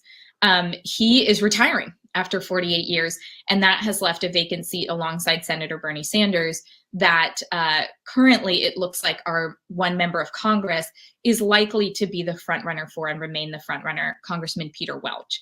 That opens up our one congressional seat in Vermont for the first time in 16 years since I introduced them both on stage at the university. And Vermont is now the last state in the country to have never sent a woman to Washington. So there are 3 women in this race. And, I think it's mostly just exciting for Vermont to have 3 women who have different lived experiences, different perspectives, different things they bring to the table running. And so far it's remained very positive. I would absolutely say that I have cemented myself as the progressive in the race, and I have the support of a lot of Bernie surrogates at this point, including his daughter, Senator Nina Turner, the woman who made Bernie's mittens for Inauguration Day, a teacher here named Jen Ellis. So, really building that support from labor, from the environmental community, including Bill McKibben, who founded 350.org and has been a well-known climate leader. So really feeling that my 10 years of progressive change making in the legislature is really demonstrating our place in the race. And hopefully from a state like Vermont, we're going to send a progressive leader to Washington. Is that an open primary that you guys have there, or what's the dynamic? Or will it be a Democrat against a Republican? The primary is probably easily going to be the contest. We know there's one Republican running so far who has run in local races and regional races and not gained much traction. So the race will likely be decided in the primary. Every state considers themselves special. I think one of the unique things about Vermont that only a couple other states have as well is we have what are considered open primaries. Anyone can pick up the Democratic primary ballot and vote on it. You don't have to register by party, so we don't know their X percentage of registered Democrats in the state. People can decide to pick up the Republican, Independent, Democratic, or Progressive ballots, but the race and many progressive candidates will be on the Democratic ballot. Are you reaching outside of I'm going to mess up the name, Chittenden County? That was a good try, Chittenden County. We have because it seems that the focus is within the county, and once you reach outside of that county, that's when you really gain the votes needed to win. I was just having a conversation with a supporter this morning who is in the gateway to the Northeast Kingdom. The Northeast Kingdom of the state is our most rural part of the state, a part of the state that's considered a bit more conservative. Probably the only part of the state where Trump won some districts, and our state has the lowest support for Trump in the country. But we're also a state where the only person to get more votes in the last election than Joe Biden was our Republican governor. So we have a real libertarian streak. And I was talking to a new supporter up there who, by all intents and purposes, he's an architect, he's a builder, he had a cabin life sweatshirt on, he has a pickup truck. And he said, well, my issues are, anti-racism, sustainability, police accountability, demilitarizing the police, and healthcare. And I just said to him, talking to you gives me hope that my message resonates with Vermonters who otherwise I might pass on the road and think they're never going to vote for me. And so, we have this really broad and diverse coalition that we're building across the state. I even have, I'll go on conservative talk radio and say, I'm a proud, proven progressive. And people will call in and say, what we love about you is that you answer the question and you give an honest answer. We know where you stand and we know what you stand for. And that's something we can get behind. So I've been amazed that, my message and being clear about where I stand is what resonates with folks, not necessarily, just trying to play to a certain crowd. So the second we announced, we traveled to almost all of the B towns in every county. And so we'd go from Barton in the really northeast corner of the state down to Bennington in the southwest, corner of the state, and just reach everyone, have, tens of people come out and just want to hear our message. And there's a lot of folks who think if we haven't sent a woman to Washington, let's also send, a progressive woman of color and catch up with the conversation happening in the rest of the country.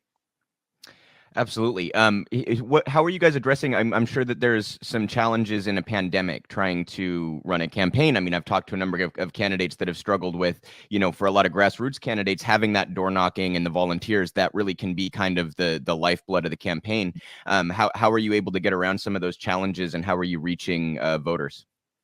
Yeah, being around people is one of my favorite parts of the campaign. So you really have to set aside your own personal disappointment that you can't constantly be around other folks. And at the same time, we are seeing that people are building, Zoom and politics into their lives a lot more right now, just when they're making dinner for their families or driving home from work, being able to tune in to what's happening politically and engage has become a lot easier. So next week, we'll have a town hall on our nurse staffing crisis here in the state. Many states are facing a shortage of nurses, of educators, of frontline workers in general.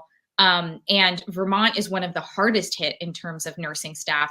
So we're going to talk to some frontline nurses and start to build a conversation around what we know Vermonters are worried about, which is workforce and, healthcare. And those kinds of things, people love to tune in and engage when they can. I think what we're seeing is that people are able to get engaged and consume information on their own time. And that's been, generally fine for us. I certainly miss the in-person stuff. Every meeting we have digitally, I keep saying, we'll see you in the spring in person when it's safe to be outside. But for now, we're doing the best we can to reach people where they are and break through isolation and talk to them about what matters to them. Do you support the federal job guarantee, and how would you use it in your state? So I'm a big supporter of the federal job guarantee and the PRO Act, because I think they have to go hand in hand in many ways. We need to not just think about, having jobs available to folks, but jobs with good wages, good benefits, and the opportunity to organize and collectively bargain if one chooses. We're even seeing that in the exciting, work and organizing happening around the country with Starbucks workers. I think it helps us change the narrative that there's such thing as a low skill job. When, I think many of us know, and I even said on Twitter, and it went semi-viral thanks to a lot of Starbucks workers who are appreciative. My father, before he passed away, spent a lot of time at Starbucks. It was just a place where he felt like he could be one part anonymous and one part known. And after he passed away, we went back to Starbucks and talked to the workers, and they stopped what they were doing to talk about their memories of my father. And you realize baristas are, people's therapists and support systems, and, help find them resources, make sure they're okay, check on their well-being. And so we're finally having a conversation in this country that there are no bad jobs, just bad paying jobs. And there's no low skill workers, just low paid and low compensation, for our workforce. So, I think we're changing that conversation, and we really need to be able to use this opportunity and moment to compensate workers better, not focus solely on inflation, which is the Republican paradigm around the moment we're in. Yeah, I mean, I'm a line cook, so I will certainly second this idea that we work our asses off and we just don't get paid. It's not a matter of skill or ability or effort or any of that. I totally agree there. If we were to succeed in passing a jobs guarantee, one thing that I really like about it is that it would be federally funded and then locally administered. Can you talk about what kinds of jobs in Vermont that could produce, and what things in your state could be done if we were able to actually pass such a program? Well, and first of all, thanks, Luke, for working as a line cook. I mean, I think we have seen in the pandemic there are no jobs that are, that are unnecessary. There are a lot of facets of our communities that we've started to appreciate a lot more now that we recognize we have a workforce shortage. Certainly we have a lot of need for frontline workers here in Vermont in education and in healthcare. And particularly where we're struggling the most is mental health care, because it's a system that we've underappreciated and underfunded for so long. And I think what we know is that if we fund more crisis work and support the mental health care system, we also keep people away from police and other emergency services that could escalate a situation rather than de-escalate a situation. So we're finally in our state focusing on our mental health care crisis and our needs in education and our state workforce in general. I was the only state senator to stand on the State House steps with our educators and our state employees to protect their pensions. This is a time when we're also saying we have to make drastic cuts in what retirement looks like for our civil servants and frontline workers. That is no way to thank them for everything they've done. And when you talk to people about creating a sustainable path forward for their pensions, they're the ones who should be in the driver's seat about how to direct their future. And so, we definitely have a need for supporting those frontline workers, educators, and mental health care workers, most particularly. And those are systems that pay dividends, that keep other harsher systems and punitive systems from needing to come into play. When you bring up these structures of stability and placing them into your state, and people ask, well, how are you going to pay for this? How is this going to be supported? Is it going to come out of my taxes? How do you answer that? So I was on the tax committee as a 25-year-old, our House Ways and Means Committee. And the most important thing I ever learned is that when you're going to raise folks' taxes, you better have a good reason to, and show them, what they're paying for. And I think sometimes that's where Democrats end up falling short, is we sometimes separate the revenue conversation from what we're driving toward. And the media often doesn't help either. I think if you asked most Americans if they wanted to support early childhood education and cutting childhood poverty in half, and then in half again, most people would say, yes, sign me up. That's what I want to be able to support. And what is unfortunate is that we've created so many tax loopholes at the top for the highest income earners, for the 1%, that what people are angry about is not paying their fair share. It's feeling like those at the top are not, and that they're able to get away with, blasting themselves into space while the middle income folks are stuck footing the bill. So we need to close so many of those tax loopholes at the top, make sure that there's no cap on, your tax, what you owe in taxes for Social Security and things like that, just because you're a high income earner. We need to remember that if you make more, you owe more to society, and not let those at the top get away with a lower tax burden than those in the middle class. So, I think it's a basic question of fairness, and the middle class is happy to pay their taxes if they see the wealthiest doing the same thing. And I think there's some misconceptions around the differences between how taxes work at the local level and how they work at the federal level, right? So as a state senator, you're budgetarily constrained. You're actually operating within this. You can't just create more dollars, right? And I think when we start talking about the federal level, both parties have pretty well proven that they understand when something like a new war comes along, we have no problem creating those dollars to go do that, or a tax break, as you put it, or research and development for corporations, whatever it might be. We have no problem throwing money at that without increasing taxes.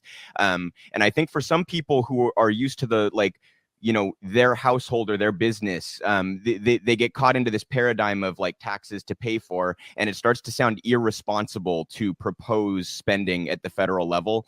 Can you talk about that, dynamic, and how we can maybe address that amongst the communities that so sort of misunderstand federal finance?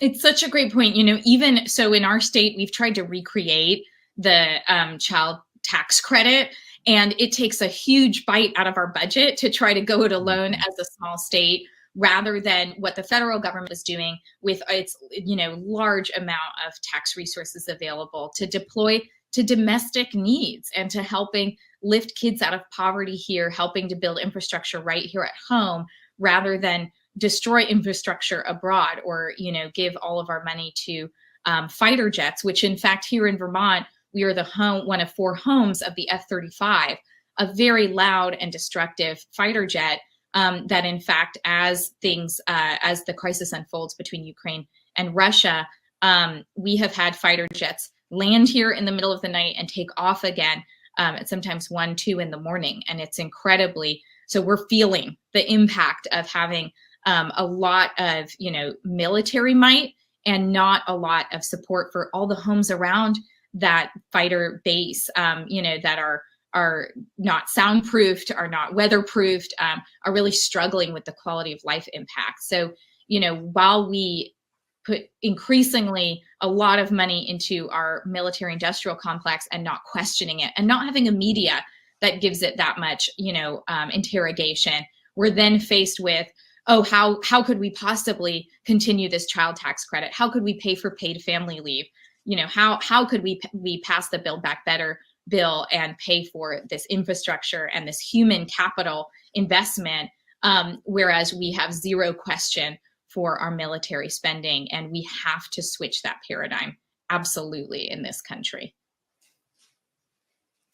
And once you're in Congress, how are you going to bring this forward in a sense where your district and other people across the country understand that, there is a difference between state funding and federal funding, and they work differently, and how they work and how they're able to uplift society as a whole? Yeah. How do you present that to people so that they understand? The good news is we have a great model in Vermont, I believe, with Senator Bernie Sanders. Just having someone who basically will say your choice is between, funding a destructive warplane or, keeping old ladies in their homes. He has the whole are we going to throw old ladies out on the street? What kind of community and society are we? And so really what is important, I think, is to make these trade-offs visible to folks, is to help them understand what it would look like in their community and who would be impacted. Because most people don't want their grandparents to not have a safe, warm place to live when they retire. Most people don't want to see, folks homeless out on the streets if that can be helped and they can get services and support. Most people want their kids and their neighbors' kids to have access to early childhood education. How we get there, I think, people are fatigued in a pandemic. They don't necessarily want to know all the ins and outs. They're worried about unfolding situations abroad. They're worried about taking care of folks here at home. And I think we just need to tell them and drive home that, we have trade-offs that we're making. And often they're taking dollars out of your community and putting them into destructive tools of war abroad. Beyond that, I love trying to explain tax policy and budgets to folks. I'll go into elementary schools and show them a bag of Twizzlers and a bag of Butterfinger. And I'll say, when we try to tax junk food, one is considered junk food and one isn't. And the one that's not considered junk food is the one that the wheat lobby got exempted. And it's which one has wheat in it, the Twizzlers or the Butterfinger? And the kids get really confused. And it's actually the Twizzlers that are not taxed because we don't tax wheat products, not the Butterfingers, which would be taxed as junk food. So, what we also have interest groups and lobbyists that get in the way of common sense policy, create carve-outs for their folks as long as they have the money. So I think at the bottom of all of this too is campaign finance reform and changing the way folks are elected. Because otherwise, no matter what taxes we levy, there's usually powerful special interests that get themselves exempted. And when they're exempt, everyone else has to pay more. So you said you support a jobs guarantee. You've talked about a couple other policies, the child tax credit, which obviously was allowed to expire and had for a long time cut child poverty roughly in half. What else are you running on? What is the rest of your platform if you're elected? What big picture policies? How can we actually create structural change here? And I'll preface this with my own and a lot of the people I talk to, sort of disappointment, quite frankly, with some of the people who I think really are great people and well-meaning and progressive and all that kind of stuff, but seem to be very less than effective, I suppose, at fighting the machine by the time they actually get into Congress. Can you talk about how we can get past some of those, I grant you, very difficult hurdles to actually achieve a progressive agenda? I mean, well, first of all, it really matters who we elect, and I think often the progressive wing of the party has a lot of infighting going on. There's a lot of, who is even better than the other person who's, further to the left. And we should be asking who can be effective, who doesn't walk away from the negotiating table, who has a track record of getting things done. And, to be fair to a lot of our members of Congress, Ayanna Pressley was incredibly effective on the Boston City Council. Ilhan Omar ran incredible campaigns, built new coalitions in Minnesota. Rashida Tlaib, I knew when we were both legislators, myself in Vermont and her in Michigan, they have cut their teeth trying to get real policies passed and trying to find that sweet spot of compromise where you're still getting things done. And I don't think we can let the perfect be the enemy of the good. And I think you see a lot of progressives saying, we're women of color. We have to walk away with something and bring something back to our communities that they can put on the kitchen table and really experience and feel, and that, works for their families. So, I think in so many ways, there's a lot of moderate forces, there's Democratic holdouts who continue to blame the progressive wing of the party for failure when they're trying to get the president's agenda passed. They're trying, the progressive wing is the one messaging things in a way that doesn't move the Overton window further and further to the right. So, how to be effective, I still think one should try to work with anybody. I always learned that, the majority, if you're doing your work for Americans, the majority steers the ship and the minority points out the rocks, because we're at the end of the day in the same boat.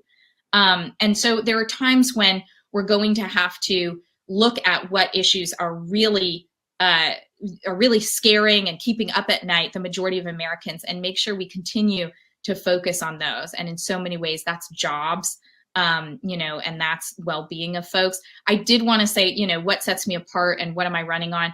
I am the climate candidate. I'm supported by Bill McKibben. Nobody, stays up more and thinks more about how to frame for folks how we reframe our entire economy and our entire way of being around a climate future that we need to ensure survival.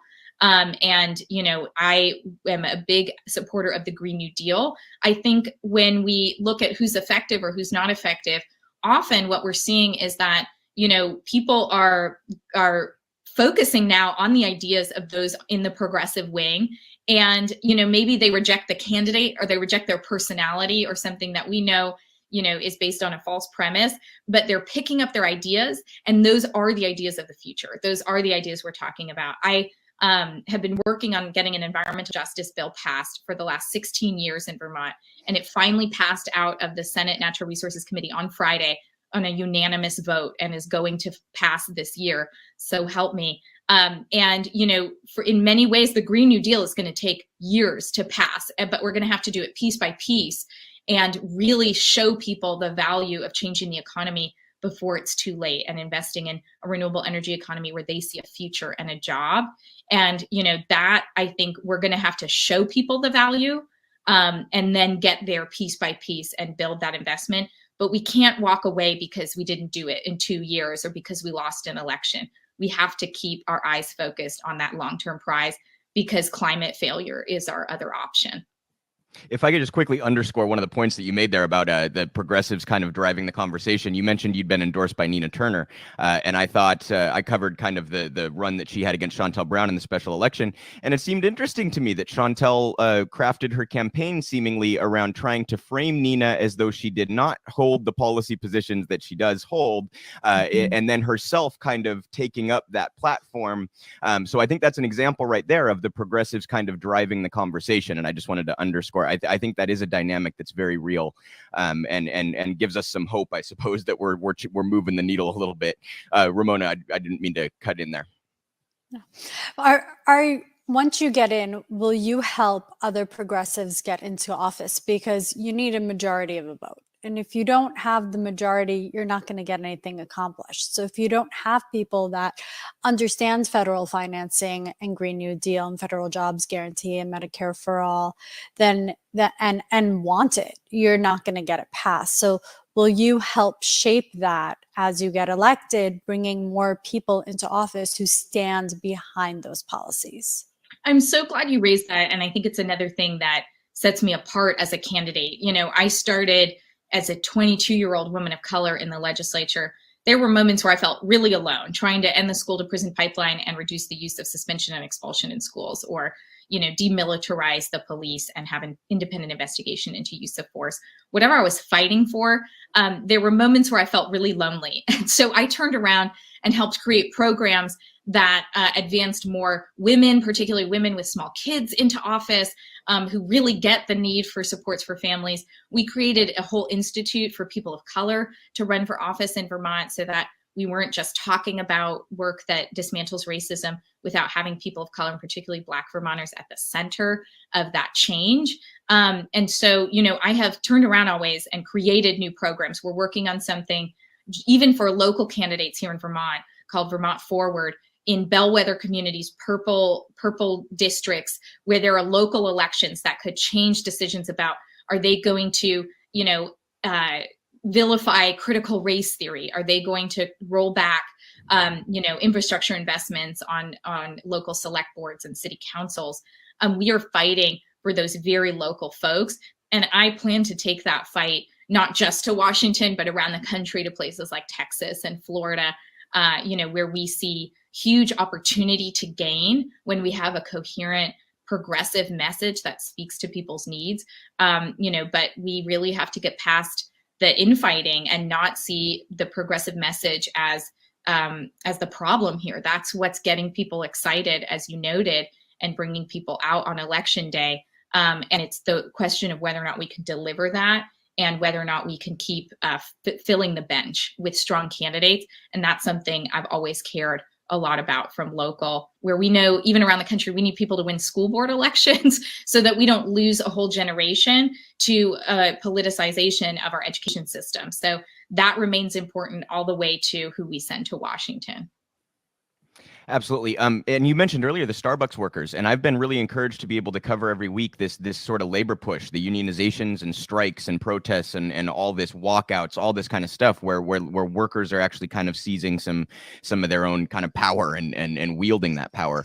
And I'm wondering what you might think of, I've seen a lot of, like, for example, More Perfect Union keeps covering this and showing clips of people during these efforts. And it seems like it's not just one group of political ideology that is engaging in these efforts. Do you think that this labor organizing push can be sort of a catalyst for the progressive movement to try to, structurally change our economy and reach some folks that otherwise might have been difficult to reach with our message? We have always won when the working class and, our social justice leaders see their fight as one and the same. When we find that light at the crossroads, that's the most dangerous thing that has ever existed as an alliance in this country. When, Black farmers and Black sharecroppers and white farmers realize that their struggle has been the same. When, white miners and Black miners in Kentucky and West Virginia realize their struggle was the same. That's when our government even has gotten afraid and sent in forces to reinstill that division and that divide. Mm-hmm. And so, the more we give in to culture wars, the more we allow ourselves to become divided based on race and, gender and ethnicity, the more we give into this lack of race-class solidarity that is the only thing that has ever propelled this country forward.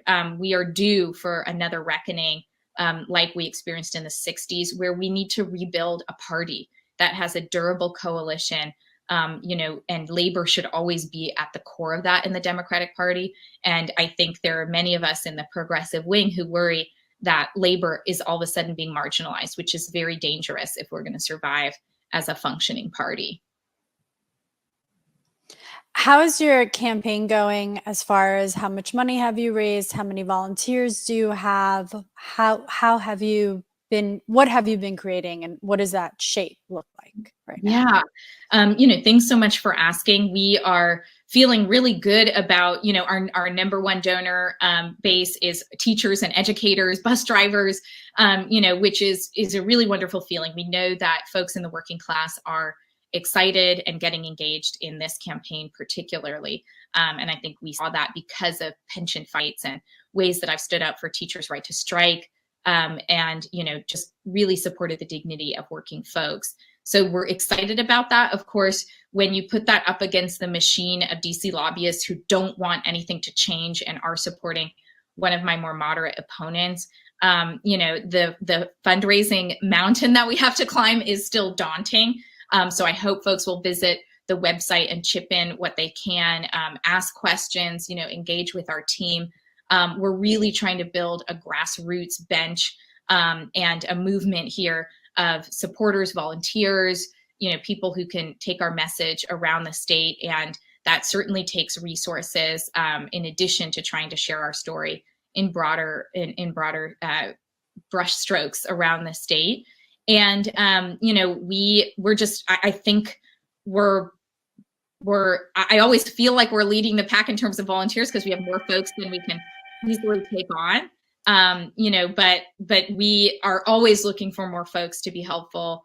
And we just are feeling really good about the momentum that we have. I call people and they say, "You're on fire. I saw you here. Now you're calling me," but it can't be me alone. I'm in the state Senate and trying to run a race. So, we are constantly looking for resources, support, and people power to fuel this campaign, which we're feeling great about, but we'll always take that additional help. Absolutely.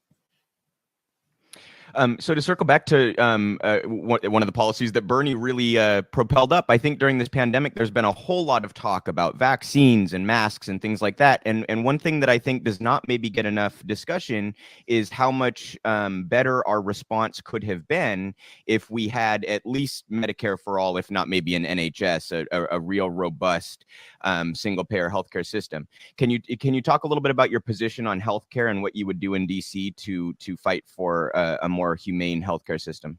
Yes, I'm a huge proponent of Medicare for all, and our state, as folks may remember, around 2011, 2012, tried to advance single payer, universal, unified healthcare in our state. And in so many ways, a state has a hard time going it alone, and we became reliant on being able to garner back some of the dollars that we send to Washington, and be able to build a foundation for this transition to a universal healthcare system.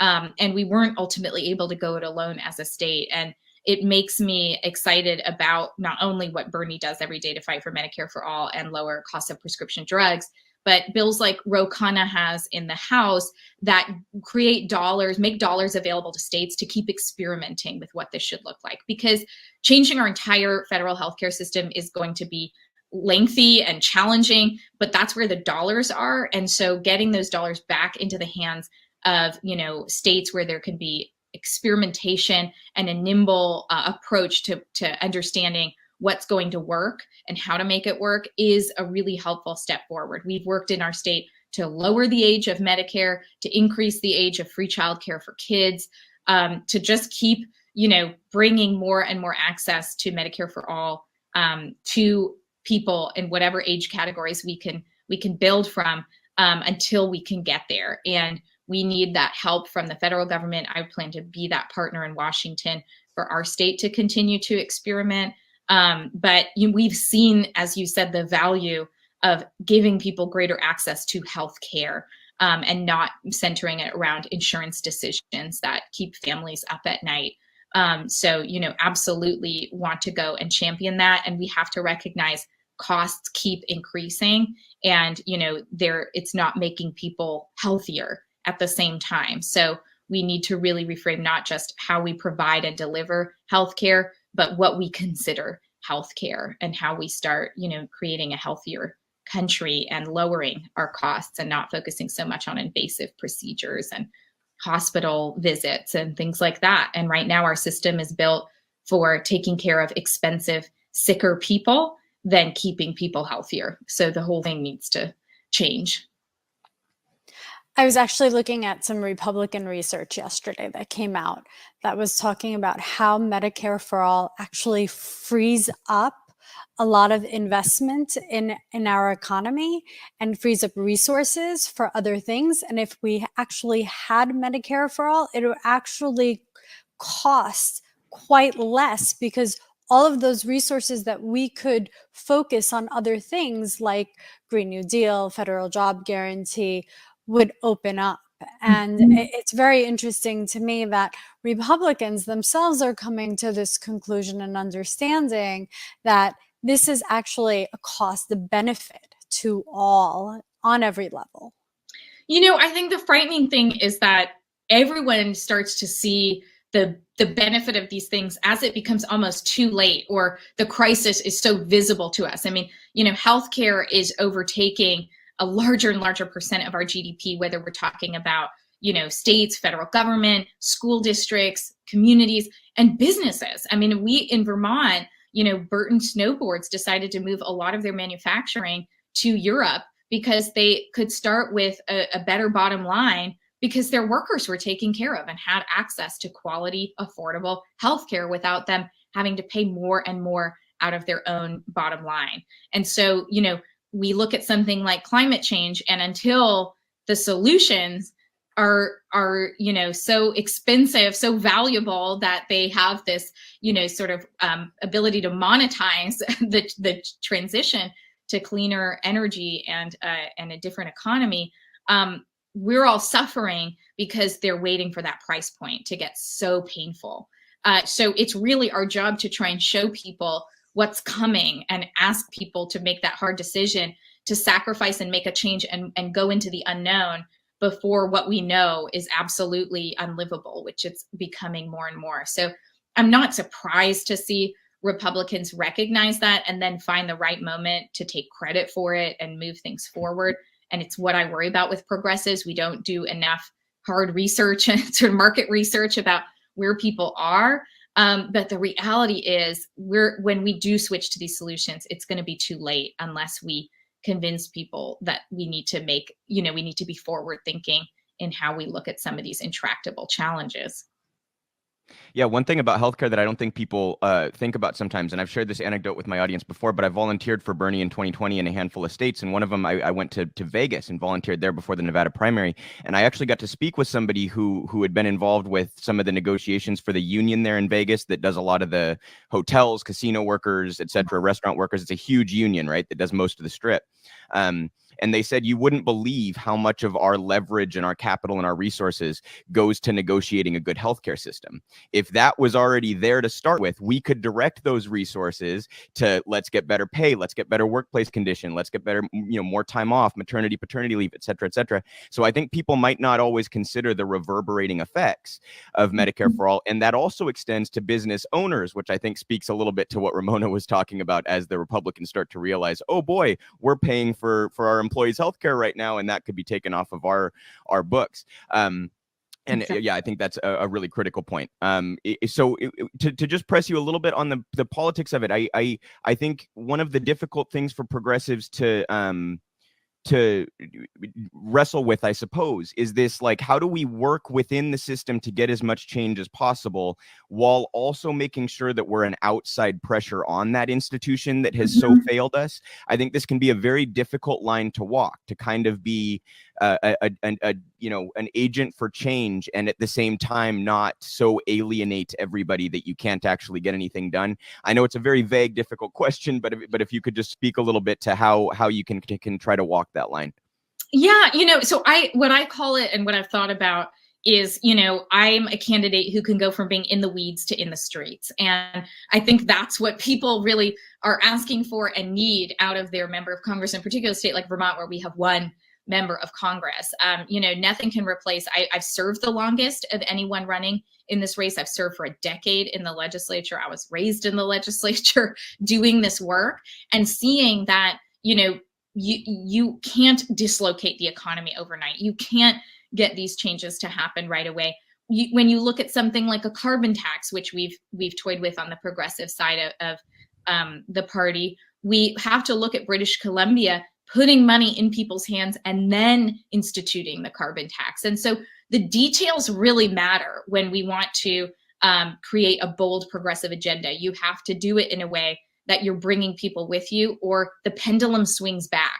After our failed attempt to try and advance universal healthcare, it was also at the same time that we were trying to get a lot of dollars for our healthcare exchange, and our healthcare exchange was failing. And people stopped trusting government. We were set back probably a decade in terms of, even in a pretty liberal progressive state like ours, people believing that government could do things better than the private sector. So we have to remember that unless we're responsible players, we lose people. And that's just a reality of governing. So, as Cornel West or others would say, you also have to give people a sense of hope around the means of production. You have to know that part of it. You can't just say, no capitalism and throw up your hands. You have to build a bridge to what's next.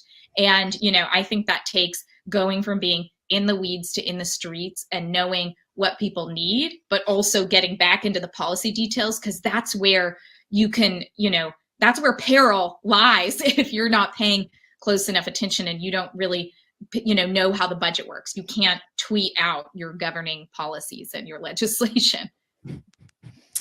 Thank you so much, Kesha Ram Hinsdale, for joining us. Thank you for running. And can you let people know how they can support you, how they can volunteer? Yeah, absolutely. Well, thank you so much for having me. We're going to win this race one new supporter at a time. So Kesha for Vermont is the website, KESHA for Vermont, all spelled out.com. It's a place where people can chip in. We have an $8.02 donation. Folks may not know from around the country, but 802 is our one area code in Vermont. So, it's a number that we think about a lot here in the state. And, we have places where people can email, get involved by signing up, look at our emails, sign up for petitions, figure out how to get engaged through the communications we're putting out.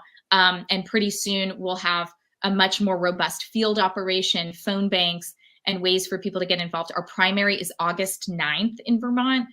So I know we're all focused, on Texas and, other southern states that have primaries coming up a lot earlier. And, I want progressives to win those races as well. And then I ask folks to turn their attention to the brave little state of Vermont for our August 9th primary and support me in this race. And I can't thank you enough for having me and helping me get the word out. Thank you so much for taking the time to be here. And just for the audience, I have had the website and Twitter handle for Kesha up on the screen throughout this, so they'll also be in the description box if you're interested in learning more or getting involved there in Vermont. Thank you so much for taking the time, Kesha. We really appreciate it, and great to speak with you as always, Ramona. We'll be back next week. Thanks so much for having me. So fantastic interview there with Kesha in Vermont, and we'll be back again with a segment next week with Ramona for another progressive candidate. Really important, you guys. I always say this kind of after this clip, because I know on the left there's this contingent that just has is done with electoral politics, and I really do get it. I understand the skepticism there. I just would urge you not to turn it into complete cynicism. It is a tool. I think that we should wield as many tools as we have in our toolbox, and this is electoral politics will be driven by the direct action stuff. It'll be driven by the labor movement, the extent to which it's useful. But I would just urge people not to throw it away entirely. Get involved with progressive candidates around the country who understand federal finance. If you happen to be in Vermont, make sure to get involved there with Kesha's campaign. Her website is in the description box if you're interested in learning more. And like I said, just if there's local candidates in your area, you guys who are fighting for progressive policy and we'll bring some MMT education to the discussion in Washington and in your home state. I really encourage you guys to try to help those candidates out, in addition to all of the other stuff that I'm constantly covering, and get involved with strikes, get involved with unionization, get involved with protests, all of it, right? Great job there from Kesha. We appreciate her taking the time, and we'll be back with Ramona again for another segment next week. So I wanted to dive in here to a couple of stories about the media, really a few stories about the media. I've covered the last couple of weeks the fallout at CNN and the blowback for Jeff Zucker's resignation. And for those that haven't followed, he ended up resigning because he was having an affair with Alison Gollust, who was the #2 at CNN, and he had brought her in years earlier. He says that the relationship was entirely professional until the pandemic, and when that became public knowledge, he stepped down. So that's the alleged reason for Jeff Zucker stepping down. What really I think matters a lot more is that he was engaging in the same kind of journalistic ethical violations that CNN consistently and rightly slammed Fox News for engaging in with Donald Trump. So there was, I'm sure many of you remember, Chris Cuomo would have his brother Andrew on during the pandemic, and Andrew would essentially be the anti-Trump as it came to pandemic rhetoric. And of course, that was all revealed to be nonsense with Andrew's own gross mishandling of the pandemic in his state. We've covered that ad nauseum as well. The nursing home situation where he condemned many elderly patients to getting COVID and dying. There was his self-aggrandizing book, which he was using public funds and his staff to help write, in which he made millions of dollars on an advance for, in which he basically had his mission accomplished moment of sorts. He claimed he had handled this pandemic well and wanted to teach people how to engage in the leadership he engaged in, and all this kind of nauseating stuff. And there's all sorts of layers to this, but what's relevant to Zucker is that while Chris was having Andrew on seemingly constantly, which is in and of itself very questionable to have your platform your brother who's a sitting governor, right? It would be one thing if Andrew Cuomo was nobody, you guys. If Andrew Cuomo was some, I don't know, random person and Chris wanted to have him on, that would be less of an ethical violation than platforming the governor of New York in such a way, right? Well, here's what's come out. Zucker and Gaullist were having their affair during the pandemic. Gaullist also had worked for Andrew Cuomo, okay? And it came out that Andrew Cuomo's aides were texting Gaullist about interview questions. They were trying to plant certain questions to make sure that Chris asked these questions. They were also talking with Chris's producers as well. And there was a particular exchange where a couple of questions were planted. Can you make sure that these are asked? We want to highlight these issues. And Gaullist replied, done. So the same network, which was criticizing Fox, rightly again, for engaging in just that kind of behavior, right? Catering to Donald Trump and his campaign, allowing Trump to dictate which questions and topics were going to be asked and discussed during interviews. Gross violation of journalistic ethics. The same network criticizing Fox for that was doing the same exact thing with Andrew Cuomo. But the resignation is disguised as being about this affair and not about all of the journalistic ethics violations going on behind the scenes, not about CNN being a catastrophic failure ratings-wise, with the exception of the Trump years, and the new execs from Discovery coming in and saying, no, we see a precipitous decline here, something should probably change. All of that's left out, right, of Zucker's leaving. And they frame it as though it's just this affair. And again, I'll say, you guys, like, I don't at all condone any sort of like workplace power, sexual relationship. Bad stuff, right? All bad stuff. I will say that, as I've said before, it seems rather innocuous compared to a lot of the other things that Jeff Zucker has done. Gaullist was the number 2 in charge at CNN, so it's not as though he was having this relationship with a like really low-level employee. Again, I'm not trying to condone. I want to be really careful about how I put this, but it just, compared to propping up Donald Trump, right? Compared to talking to Trump every month or so during the Republican primary. And for those that don't know, Zucker was the executive at NBC who put Trump on TV to start with at The Apprentice, right? Compared to all that kind of stuff, compared to this journalistic ethics violation with Andrew Cuomo, compared to the horrible programming that CNN has put on for years and years under Jeff Zucker's stewardship, it seems like this affair is a rather innocuous thing, right? But that's what they frame as, like, that's why he resigned. Because if you're Zucker, you'd much rather admit to that than any of the other stuff, right? So anyway, we have an article here in The Atlantic that kind of goes over a lot of the things that I just went into. It's by David Graham, How CNN Betrayed Its Audience. Jeff Zucker's alleged ethics breach torched the network's reputation. Nearly 2 years ago, in spring 2020, CNN found itself with a blockbuster. The network put anchor Chris Cuomo on the air interviewing his brother, New York Governor Andrew Cuomo, about the state's response to COVID-19. The string of segments made Andrew Cuomo a liberal hero, feted as the anti-Trump, and the fraternal jibes between the men made for entertaining viewing. You guys remember all this about Andrew's big nose and all these kinds of jokes, right? I mean, it was just far from any sort of news or reporting or anything of the sort. The term blockbuster is borrowed from a massive bomb, and this one has gone off with devastating results. Andrew Cuomo was forced to step down this past August. Chris Cuomo was fired in December. CNN's worldwide president, Jeff Zucker, has resigned. The circumstances of his departure are still unclear. They're becoming more clear. He acknowledged failing to disclose a relationship with a subordinate, though the liaison seems to have been an open secret, and some CNN staffers question the official narrative. And that's also part of this, you guys, is that all of the staff knew this was happening. So it's pretty clear that when Chris was fired, he weaponized this affair against Jeff Zucker. And that's a whole different layer to this conversation.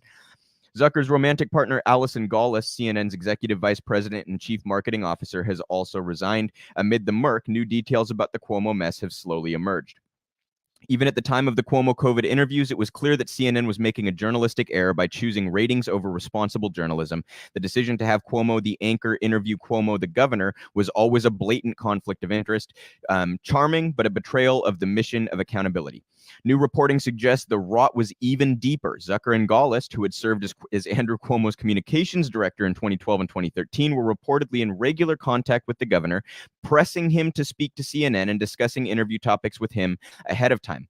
In other words, CNN wasn't just passively accepting the Cuomo brothers show as a cynical ploy for ratings. Its top executives were instigating the whole fiasco. So this is, I want to just pause here and make the point. This is part of why Chris Cuomo had the leverage to blackmail Zucker to resign, because it's like, dude, you were not only having this affair, you were complicit in the ethics violations that I am now being accused of, right?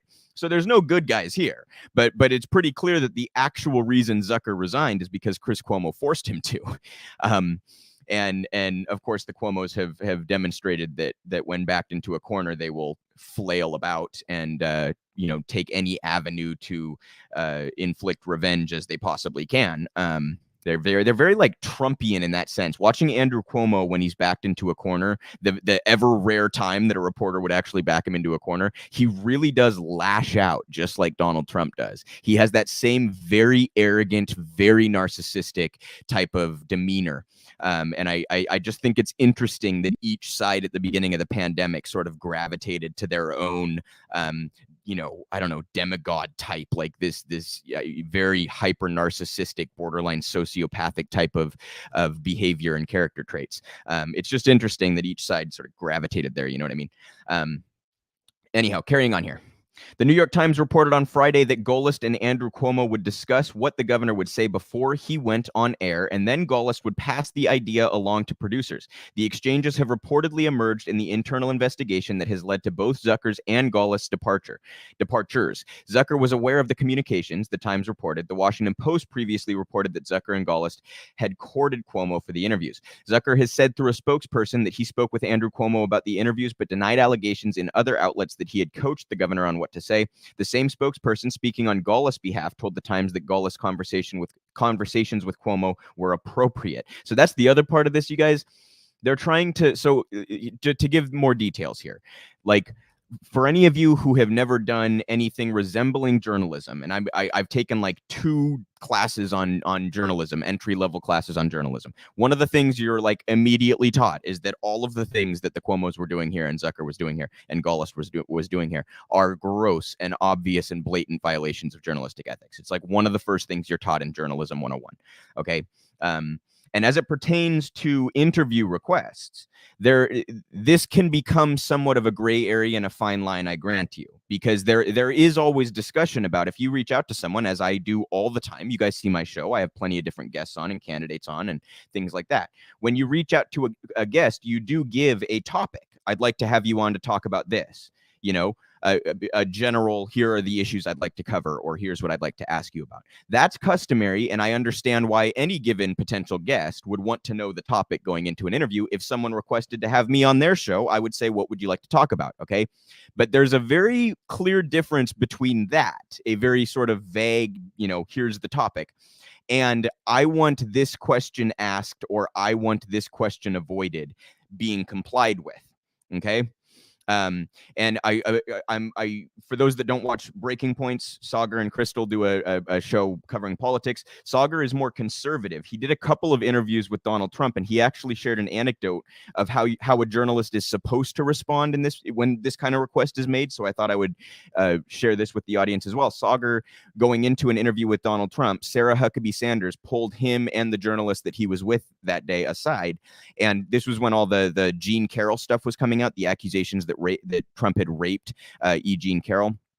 And Sanders basically said, don't ask him about that. Don't ask him about the Jean Carroll stuff, right? They did not give a confirmation that they weren't going to ask it. They just kind of silently, yeah, whatever, right? And at the end of the interview, Sagar asked him about Jean Carroll. And that became the part of the interview that went viral, right? And Sanders was upset at Sagar for this. And Sagar said, that's literally my job. It's literally my job. Why would you request that I not do my job, right? So just to give an example of, like, I'm no, Sagar and I have a litany of disagreements, okay? But that is what a journalist is supposed to do.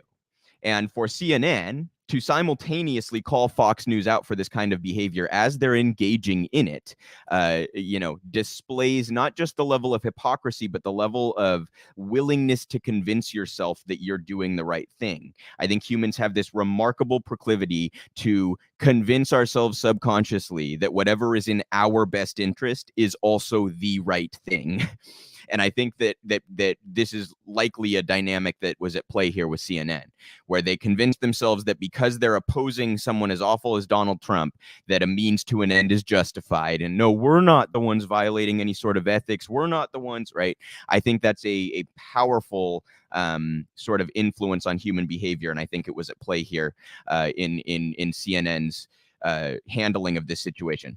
Huge shout out to D Nord there for the super chat. We really appreciate that, D. And quick reminder to the audience, we are a nonprofit 501c3. If you can drop a super chat or go to realprogressives.org/donate, help us out. It really does make all the difference in the world. So to move on here from CNN to another media story, another major network that has seen some newsworthy developments. This is in Market Watch. It's by Charles Passy. It's about how MSNBC's ratings have fallen off a cliff since Rachel Maddow stopped doing her daily show. At MSNBC, ratings have dropped almost 30% for Rachel Maddow's replacements. The star host has been on hiatus, leading to a significant drop in viewership. So for those that don't know the backdrop, Rachel Maddow signed a new contract that meant essentially that she was no longer going to be doing her show daily. And they have had a number of replacements. They've done a rotating replacement for her thus far with those results, down 30%. Now, obviously, I do not agree very much with Rachel Maddow's political views, particularly as they pertain to the Democratic Party. But she's kind of like the liberal Tucker Carlson, I suppose, where there are these very particular hosts in the cable news ecosphere that actually can act as a force of gravity and draw in their own audience. And then there are the others who are basically there to piggyback off of the ones that actually draw people in. So if you happen to get to sit in the chair right after Rachel Maddow, you're going to have a big audience simply because people are turning on the TV for Rachel Maddow. So again, no, I cannot stand Tucker Carlson. I cannot stand Rachel Maddow. But just to point out, they actually do draw an audience in a way that most on cable news do not, which is now MSNBC is now paying for that dynamic, for not having any other content that actually brings people in to watch, right? What's a star talent worth to a cable news network? In the case of MSNBC's Rachel Maddow, a hefty share of viewers. The network's ratings with the all-important 25 to 54 age group have taken nearly a 30% hit since Maddow, the host of the network's marquee 9 p.m. Eastern program, has gone on hiatus to work on a variety of projects, including a movie. Ollie Velshi and Alex Wagner have filled in for Maddow, and MSNBC has plans for others to step into the critical spot. Maddow started her leave early in February and is expected to be gone for 2 months. News reports have suggested, however, that she may not permanently return to her eponymous 9 p.m. show. MSNBC, which is part of the NBC Universal conglomerate, is owned by Comcast, isn't the only cable news network dealing with major changes. CNN fired its longtime 9 p.m. host Chris Cuomo late last year, which we were just discussing. He was originally suspended because of his political ties to his embattled brother, former New York Governor Andrew Cuomo, and now the network has also parted ways with its president, Jeff Zucker, which we also were just discussing, in a growing management scandal. CNN's ratings took a hit as well following Chris Cuomo's departure. MSNBC and CNN were not immediately available for comment for this story. Shocking stuff, right?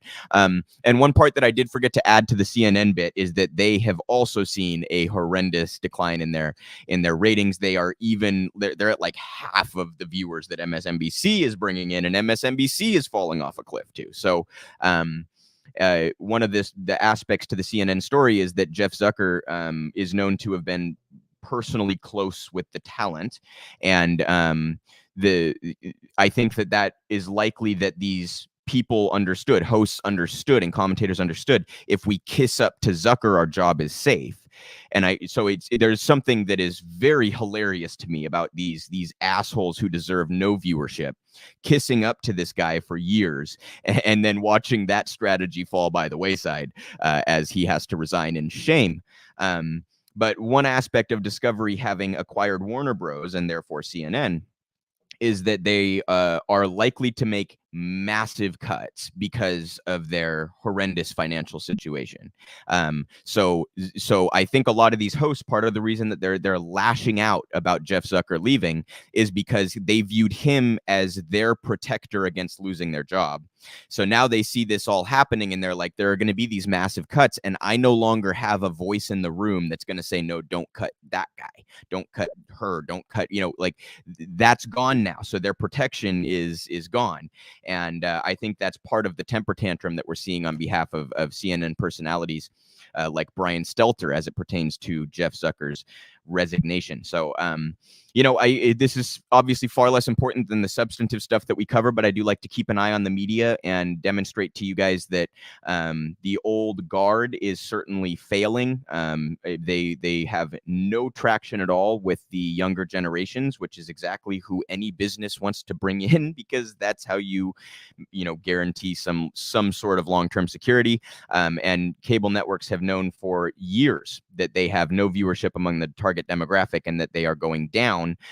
Trump did sort of throw them a life vest for maybe 4 years there, a controversial enough figure to draw an audience, but on the by and large, their business plan is a complete and utter failure. They've made some hilarious attempts to get into the streaming game and do podcasts, CNN Plus, this kind of thing. But they don't understand that their content is the problem. So they think if they just repeat the same content online, they'll actually draw an audience. And it's a hilarious misunderstanding on their behalf. So anyway, I just wanted to keep up on those media stories and keep you all informed on what's happening at the major platforms. I think it's great to see people gravitating towards independent platforms. There obviously are plenty of, it's a treacherous environment in the independent space as well, you guys. There's plenty of misinformation and bad faith actors in the independent space as well, but at least there isn't this built-in corporate incentive. And there are plenty of other unfortunate built-in incentives that lead to people grifting or focusing, exclusively on the kinds of stories that they know will get clicks. There's all sorts of other issues. It really is a treacherous environment in and of itself, but at least we're seeing people gravitate away from, or that doesn't really make any sense, does it? Gravitate towards independent sources and move away from the corporate media, which has their own perverse incentive structure from the jump. And another story here that is loosely related to media, Donald Trump attempting to launch his own social media platform to compete with Twitter, and it went up in flames. Devin Nunes retired from Congress to become the CEO of this new company, which they're calling Truth. Super cringy title right off the bat, right? Like, my God. And they had all sorts of technical glitches and issues as they tried to bring this, launch this new app. And I thought it was rather hilarious and worth bringing to your attention. So this is in The Guardian. It's by Kari Paul. Truth Social. Will Trump's free speech haven overcome its rocky start? Technical snags, criticisms of its terms of service, and questions about copyright infringement plague the app's kickoff.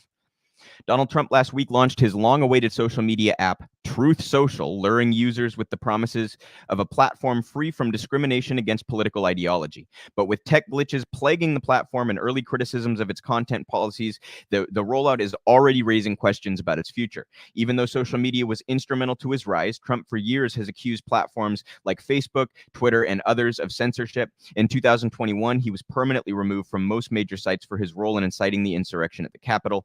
In response, he promised to launch his own firm, establishing Trump Media and Technology Group, and positioning his new company as a champion of free speech. By the way, it's almost always, you guys, I obviously support freedom of expression. It's almost always like when someone says that they're going to do a platform that's all about free speech, there's almost always going to be censorship. It's just what kind of censorship. So you actually usually end up with an echo chamber when a group sets out to create a platform rooted in free speech. In this case, okay, if you criticize Donald Trump, are you going to be allowed to do that on his platform, or is he going to censor that? I mean, I think we all know that the dude's ego is going to take over, right? So obviously there's not going to be this straight up free speech environment in these platforms that tout themselves as prioritizing free speech. It often just becomes an echo chamber for whatever speech was being censored that they were upset about to start with, right? So anyway, I just thought that was worth mentioning. Carrying on here. Quote, our main goal here is to give people their voice back, said former Republican U.S. Congressman Devin Nunes, who became TMTG's president earlier this year, adding that the app offers the opposite of some Silicon Valley tech oligarch freak telling people that they want to what they want to think and deciding who can or cannot be on the platform. Kind of ironic to simply move it from a Silicon Valley tech oligarch to a New York and Florida-based real estate oligarch, but they apparently that's a whole lot better, according to Devin. But experts say Trump's new venture faces an uphill battle to attract users in a crowded field and is looking at mounting regulatory issues. Off to a rocky start. Truth Social had been available to some users in a test phase since early last week and became available to the general public in Apple's App Store late Sunday night. The app quickly became the top downloaded free social networking app, but even as it rose in popularity, it ran up against a number of tech setbacks. Early users reported receiving error messages when attempting to create accounts. Many of those who were ultimately able to register reported they were not able to actually enter the app, being told they had been placed on a wait list of hundreds of thousands of people.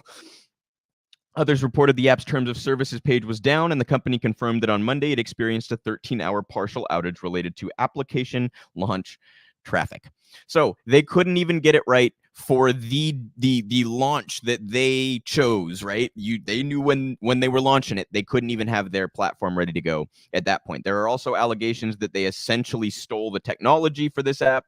And there's also questions about whether someone who is an ex-president and is pretty likely to run again for president should be able to own a social media network. Is that a violation of the SEC, or is that, I mean, there are all sorts of questions there, right?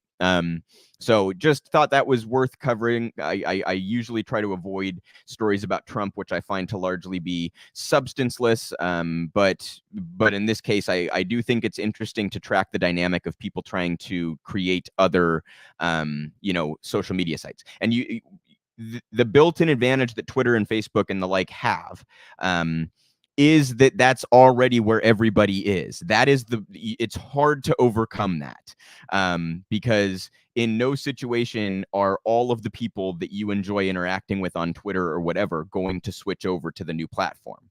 So there's this built-in advantage that the major ones already have that's very difficult to break through.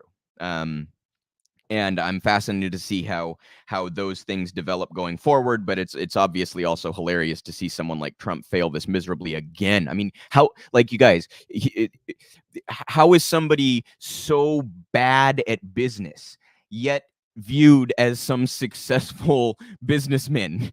Like, who? The dude filed for bankruptcy over casinos. Do you understand what a poor businessman you have to be to run yourself bankrupt in casinos? And now he can't even do like the launch of a social media platform correctly. Like, it just over and over again, the guy has demonstrated what an absolutely horrible businessman he is. And yet he gets this like label of, I don't know, it's just really funny to me. And I'm also sure that this gave his ego quite a little hit, and that gives me a little bit of satisfaction as well. So again, I don't like to focus on Trump. My audience knows that, but I thought this was worth covering since it also has to do with sort of social media and how our communication and information is going to be disseminated going forward. So we have a very exciting story here coming up next, you guys. I said early on, there's that Gandhi quote, like, first they ignore you, then they laugh at you, then they criticize you, then you've won, or something. I'm paraphrasing, but something close to that. I think that's happening with MMT right now. It's garnering some attention in mainstream circles, and a lot of the attention it's getting is very disingenuous criticism, which again, that's not great insofar as it actually influences opinion. But I think that's a sign that there is recognition that MMT is starting to gain some traction. And to me, that makes it a sort of a positive indication and a positive development. So I'm going to read you guys here a article that Stephanie Kelton wrote on her own page, stephaniekelton.com. This is about, she uses a conversation with Paul Krugman as kind of a jumping off point to explain some basics about MMT. So I want to read you guys this piece. Paul Krugman asked me about modern monetary theory. Here are 4 answers. There is a doctrine among mainstream economists holding that government deficits push interest rates higher and rising interest rates crowd out private investment. The government can take more of the economy's financial resources, but only at the expense of lost private investment. This means that running budget deficits has at least some downside. Paul Krugman is a believer in this doctrine. I'm not, and he's asked me to explain why. He is responding to a column I wrote critiquing his view of modern monetary theory. I'm going to respond directly to the questions he raised. Are MMTers claiming, as Kelton seems to, that there is only one deficit level consistent with full employment and there is no ability to substitute monetary for fiscal policy? Are they claiming that expansionary fiscal policy actually reduces interest rates? Yes or no answers, please, with explanations of how you got these answers and why the straightforward framework I laid out above is wrong. Quick responses first, followed by explanations behind my thinking. Number 1, is there only one right deficit level? Answer, no. The right deficit depends on private behavior, which changes. MMT would set public spending always to the level required to achieve full employment and then accept whatever deficit may result. Number 2, is there no ability to substitute monetary for fiscal policy? Answer, little to none. In a slump, cutting interest rates is weak tea against depressed expectations of profit. In a boom, raising interest rates does little to quell new activity, and higher rates could even support the expansion via the interest income channel. Number 3, does expansionary fiscal policy reduce interest rates? Answer, yes. Pumping money into the economy increases bank reserves and reduces banks' bid for federal funds. Any banker will tell you this. Number 4, does MMT accept Krugman's straightforward framework?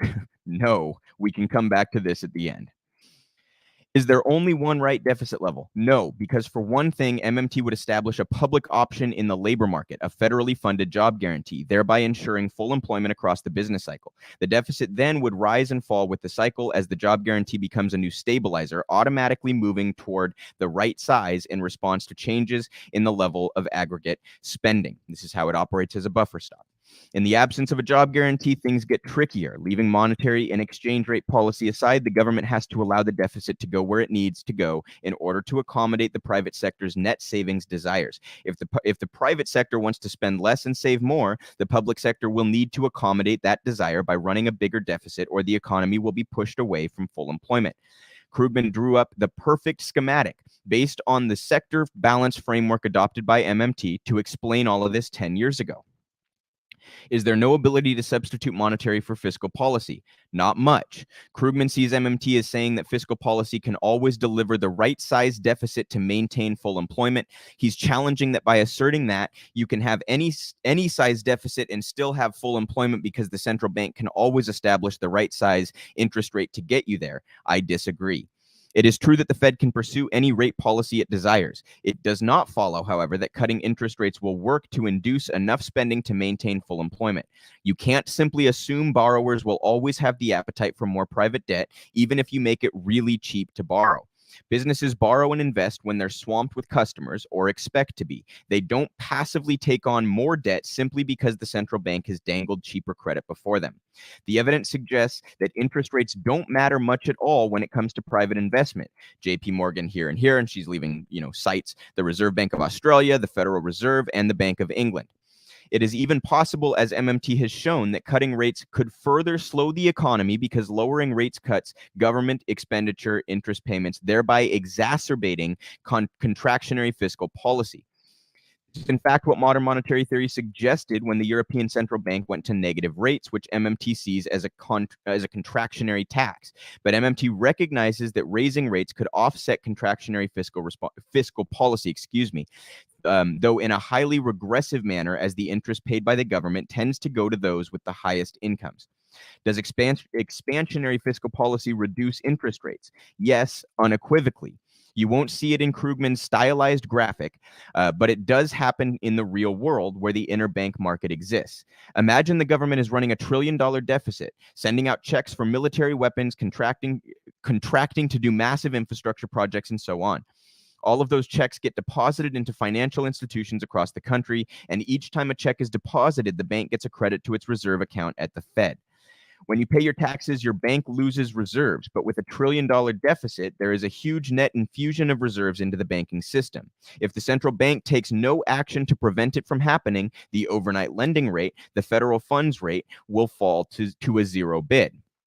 Why? Because all banks are flush with non-interest bearing reserves, and everyone is scrambling to lend them to another bank. When everyone's a seller and no one's a buyer, the price goes to zero. To prevent this, the central bank steps in. Before the collapse of Lehman, in 2008, the Fed conducted open market operations, selling bonds to mop up enough reserves to get the interest rate up. This was all coordinated with the Treasury Department on a daily basis, as I explained here. Today, the Fed simply pays interest on reserves to establish a positive rate. That doesn't change the fact that deficits in and of themselves put downward pressure on the short-term interest rate. Yes, the Fed has a reaction function, and it can vote to raise rates in response to perceived inflationary pressures associated with deficit spending. But that is a different matter. That is fighting against the natural gravitation. And you can continue reading there the rest of the piece, which was on Bloomberg, but I wanted to make sure to read the portion that she posted on her website in response to Paul Krugman. And again, I'm excited by this because when someone like Paul Krugman is regularly chiming in on MMT, that means the discussion is being had in mainstream circles. That means that they are starting to feel threatened by MMT, and that's exactly what we need. We're continuing to move along that pipeline of being ignored to winning.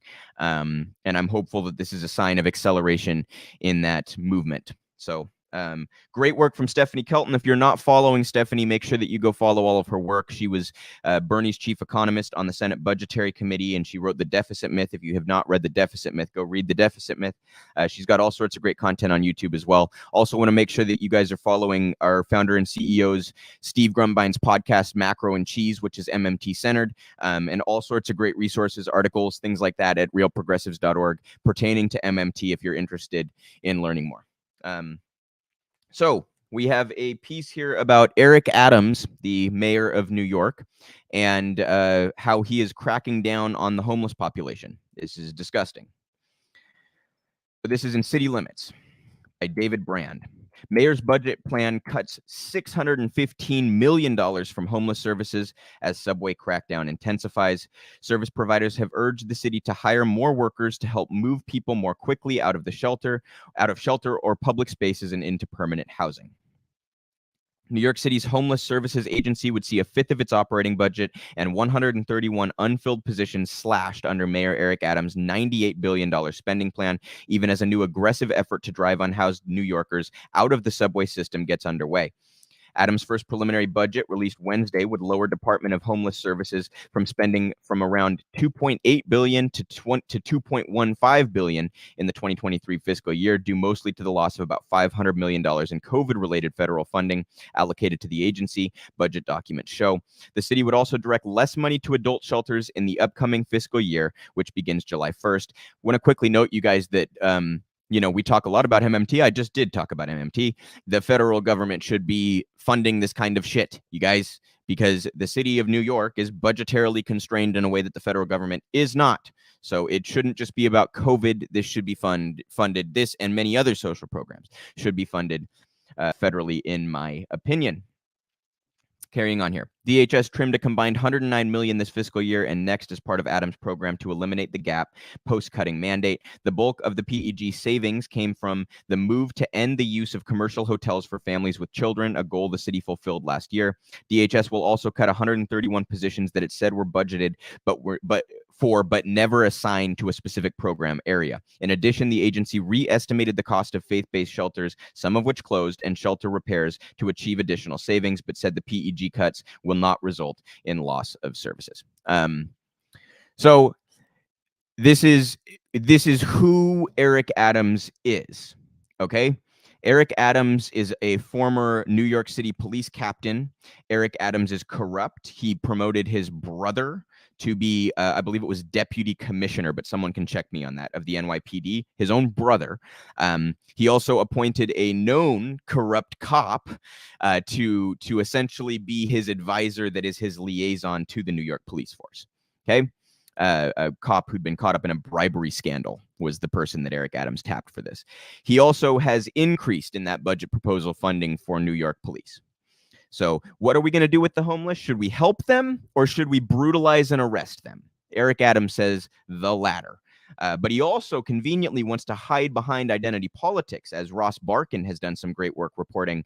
Eric Adams, whenever there's any criticism of him whatsoever, he basically calls it racism, which for somebody who is inflicting the force of the police department against largely racial minority communities and impoverished communities is awfully, hypocritical of him, to say the least.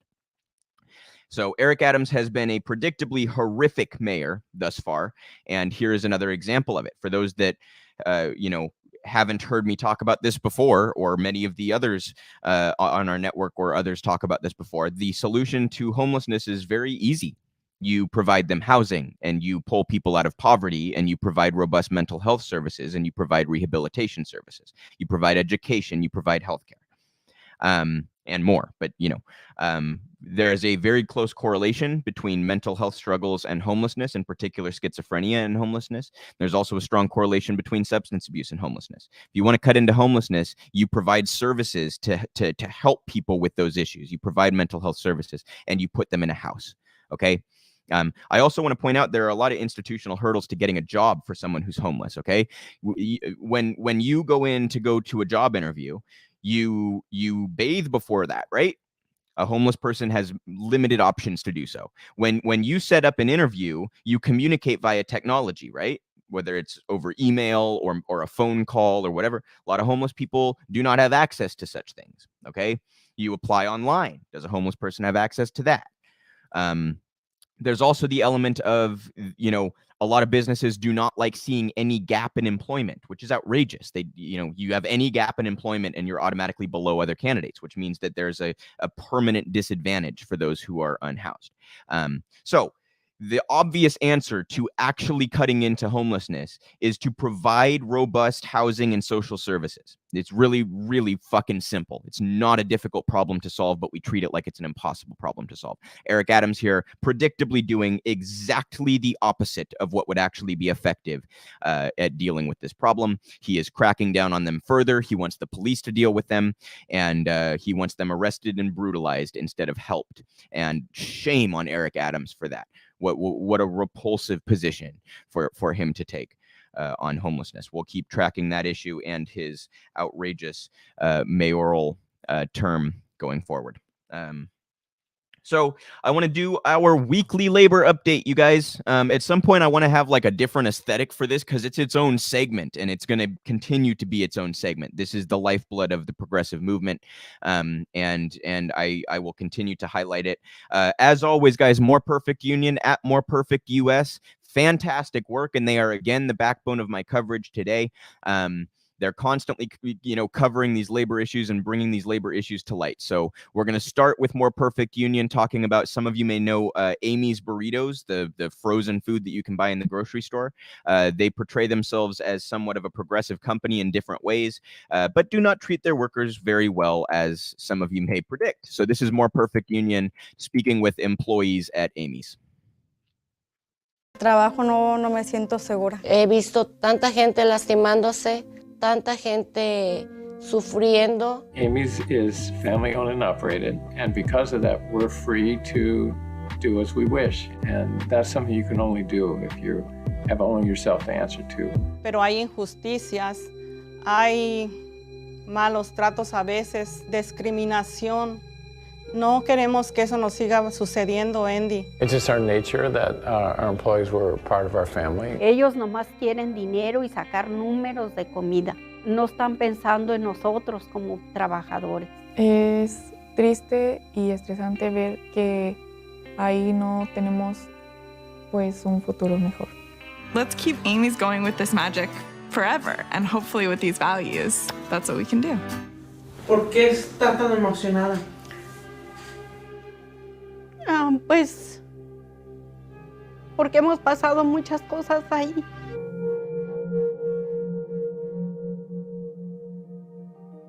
Como se hacen enchiladas, burritos, lasañas, pizzas, sopas enlatadas, shepherd pie, tamale pie. Amy's dice que la comida que se hace en Amy's está hecha con amor. Pero pienso que ese amor nos ha lastimado. Porque si fuera con amor no hubiera tanto dolor de las personas, de que muy fácil te regañan, de que muy fácil te gritan. Eso no es con amor, el burro no se está haciendo con amor, es con gritos.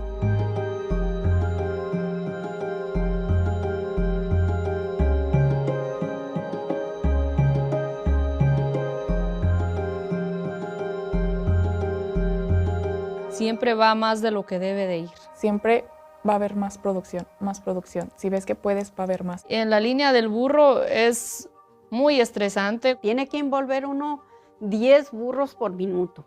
Hay veces que la línea va tan rápida que no puedes ni agarrar el burro. Hubo semanas que me ponían 4 días en el burro. 4 días seguidos, pues es mucho envolver y envolver y envolver.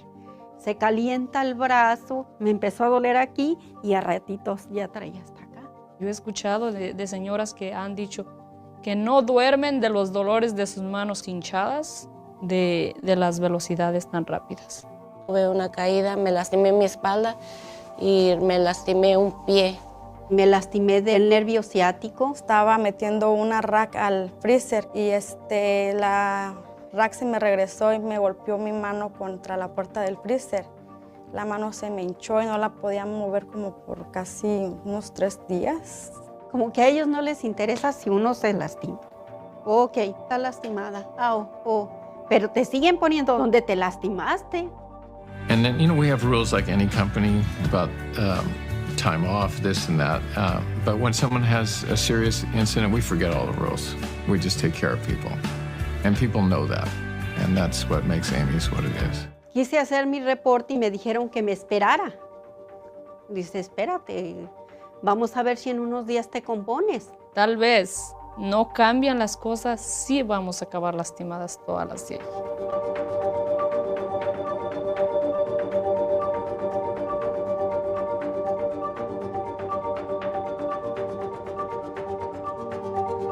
Hemos trabajado nosotros diariamente, 6 días a la semana y más de 8 horas y no nos sentimos valorados en cuestión del sueldo. ¿Lo que le pagan a usted, puede usted vivir?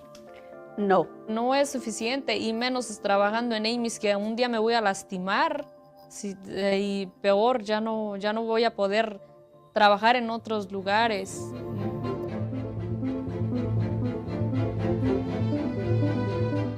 La respuesta de la compañía está siendo para nosotros que no quieren que formemos nuestra unión. Quieren que sigamos como estamos. Trajeron unos consultantes para desalientarnos a nosotros de formar nuestra unión. Y nos daban juntas sobre cómo que era la unión, pero en sí nos metían miedo, nos decían que la unión nada más nos iba a quitar el dinero y que no iban a hacer nada para nosotros. Que ellos van a cerrarle la empresa y que la van a vender y a toda la gente la tienen asustada con eso, con que la empresa se va a vender.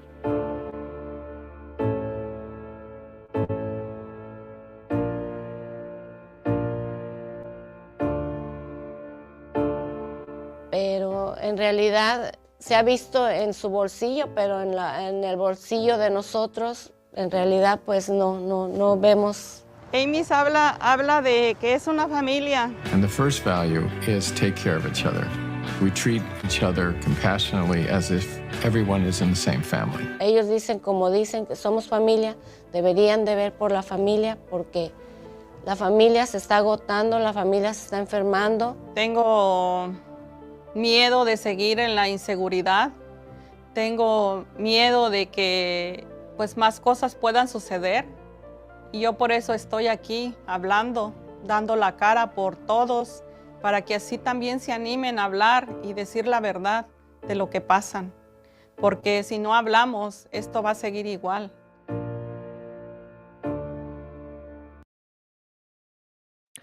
So this one was, I saw a comment there from Rob in the chat that he used to eat Amy's products. I'm a same boat here, right? Like this one was particularly disappointing to me because I used to buy their products.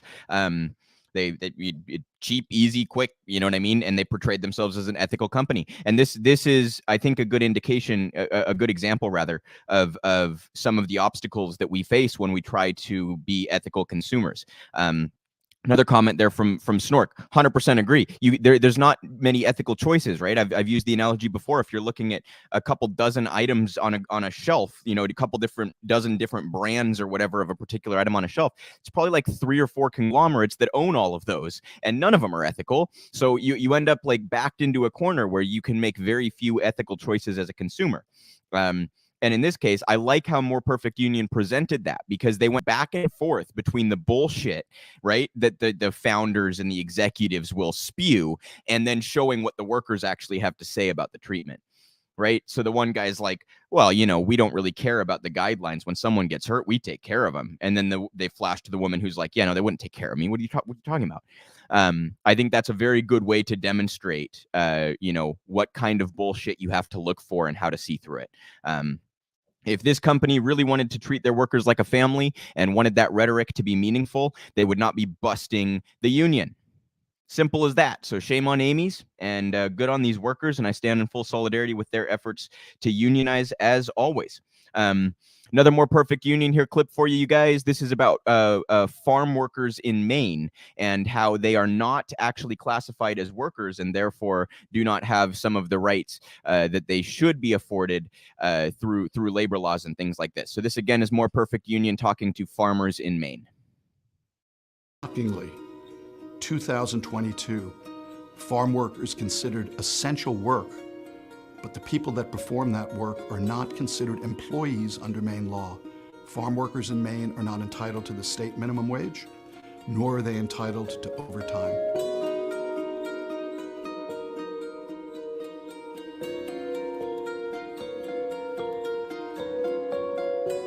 I mean, the hardest part I would say is being out in the fields in the sun, bent over all day with the rake. Usually around 3, 4 o'clock in the morning to be out in the fields, and then the same routine, 7 days a week. Farm working is 7 days a week. Farm workers don't have a day off unless the weather. The reality in Maine and in most states in the country is that if farm workers talk to one another and bring those concerns to their employer, they can be fired. And that firing is totally legal because of the legal system that we have in place. That firing is immoral and unjust, but perfectly legal. So even though the pay is often unfair, you feel like you can't speak up about it, that there's no rights. And it's really no surprise that workers who come to Maine traveling 3,000 to 4,000 miles to work here to feed us, they know that if they talk, they will be fired. And they will be fired at a place thousands of miles from their home. They will not only lose their jobs, they will lose their housing in migrant labor camps. They can be put out on the street, and they are, given no money in a state where they might not speak the language.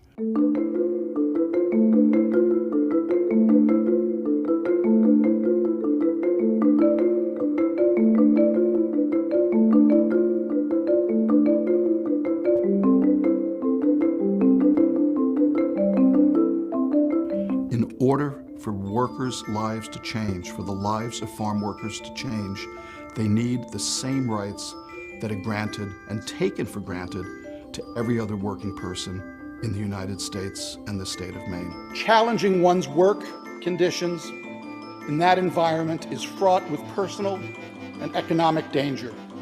If you lose your job, you lose your home. What that bill would have done is it would simply allow farm workers to talk to one another about their pay, their working conditions, their housing, and bring those concerns to their employer without the fear of being fired.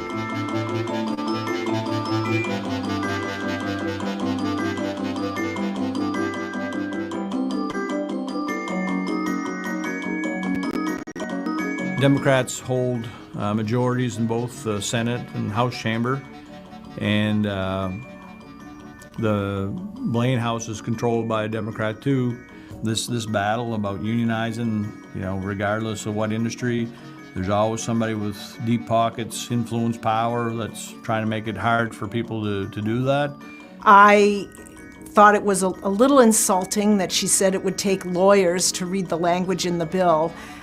It's not that hard to read, and farmers that I know are intelligent, educated citizens of Maine. The governor's veto said, we don't see you, we don't respect you, we don't appreciate you.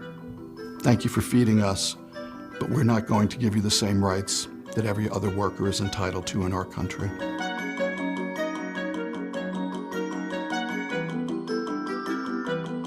In the governor's veto message, it's noteworthy and tragic that she didn't talk about farm workers at all. She talked about the small family farm and that this bill was an attack on those family farmers. And that's simply not true. I was extremely saddened and disappointed, but sadly not surprised.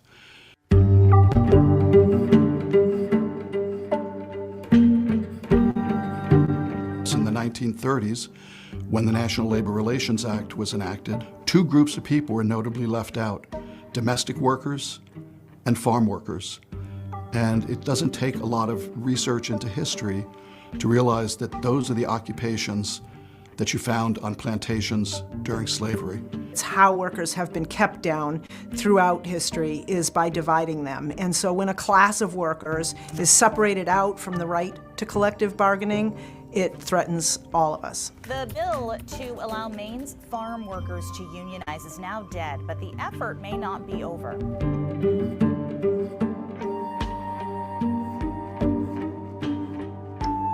Every time I visited a migrant labor camp, I was able to go home at the end of the night.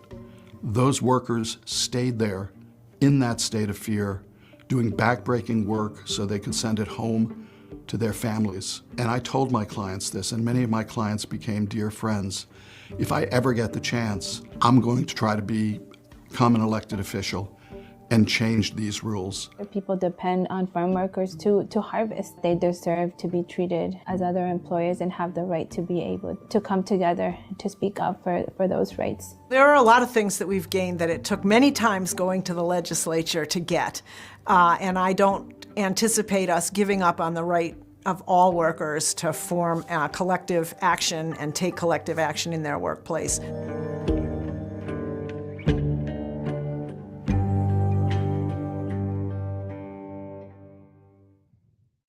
So again, more perfect union doing fantastic work. And this is it's long been kind of known that farmers are often excluded from some of the protections that other workers are afforded. And farmers, obviously, you guys, obviously one of the most important industries in the country. If we didn't have the work that farmers were doing on a daily basis, we would very quickly see our food chain collapse. And a lot of this stuff, it would happen quicker than you guys think, right? With fresh produce and things like that. That's a pretty quick turnover from when that farmer's pulling it out of the ground and when you're buying it at your grocery store, right? So absolutely horrific decision here from the governor in Maine. I forget, was it Mills, I think was her name? And I hope that she loses her seat over it. And good work from these organizers and great on that one state rep for getting into politics to fight for farmers. That is such necessary, admirable, respectable, applaudable work. And I stand again in full solidarity with those workers and hope to see them succeed as in other states as well. I'd like to see this movement kind of pick up for farmers and for food service workers and things. And the last company that I did want to cover, again, more perfect union, you guys, Starbucks. They have engaged in a number of union busting tactics. I'm sure some of you have followed that over 100 applications to unionize at Starbucks locations have been filed across the country. And obviously, the NLRB is there to protect the rights of organizers and ensure that these elections are handled in a free and fair way. And yet the NLRB has been so effectively defanged that it often cannot enforce even the weak and watered down rules that remain on the books. This is an instance where Starbucks has fired a couple of the organizers. One of them was a store manager, and this video dives into her story, which is pretty horrific. She was forced to work sick and then fired for being under investigation. You guys will see the horrific details here brought to us again by More Perfect Union. So October 14th, we had this meeting that was supposed to be about the fall launch, but it wasn't. And I was like, yeah, I need to record this meeting because I'm gonna have to pull off and support my team. I'm gonna need to refer back to this. I don't wanna miss anything because this is such an important launch. And so I started recording. I did not realize what I was going to record. We're a huge company. Union would love to get a hold of us. Who knows money they would make off of us?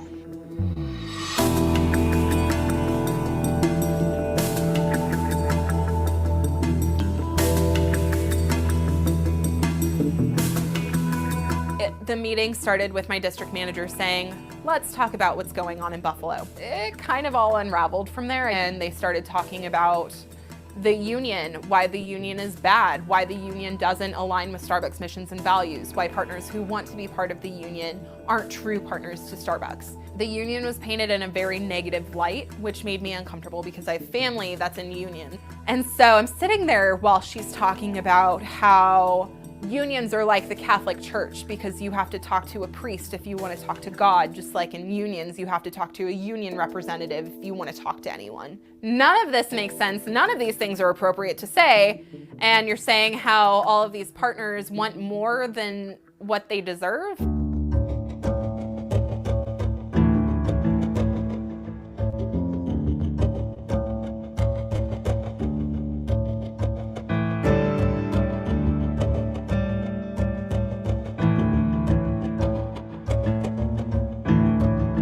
I was asking to have fewer days. I was asking for what my other options were. I was told I could go on a leave of absence, but those are unpaid. And also you would have to pay your benefits out of your own pocket. And also you couldn't get a second job because then Starbucks wouldn't be required to give you benefits, which obviously wouldn't work for me because I can't be unpaid and paying bills, right? I remember calling my district manager in tears. I was like, I don't have family, I don't have friends. I have no one. What am I supposed to do?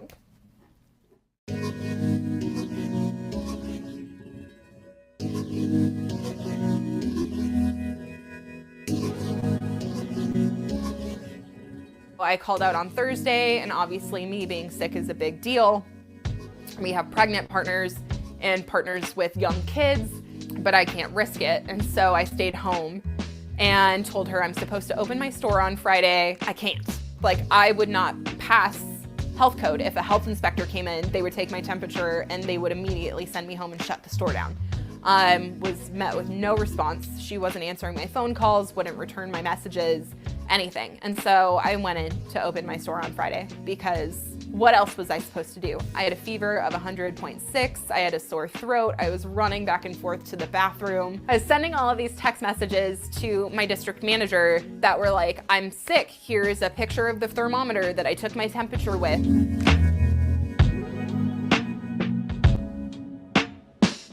I couldn't get off the floor. I was so sick and I could not hold it and I could not go to the bathroom because we were so short-staffed. And I couldn't get someone to come in to cover me. And I pooped myself and I couldn't leave because I couldn't get anyone to come in and cover me.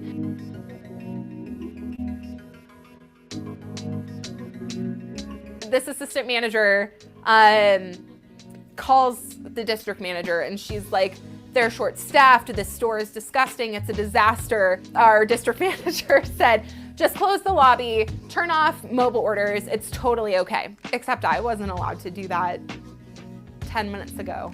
I wasn't allowed to do that before I pooped my pants at my store in front of my team.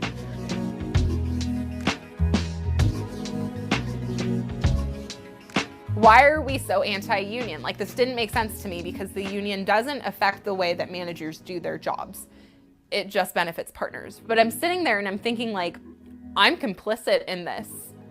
I know these things, and if I don't say them to someone, I'm just as bad as the people who are saying them. And I shared some clips from the meeting that I had taken on my phone. And she was like, what is this meeting that you were in? And I was like, I don't know. All of the managers are apparently having this meeting right now.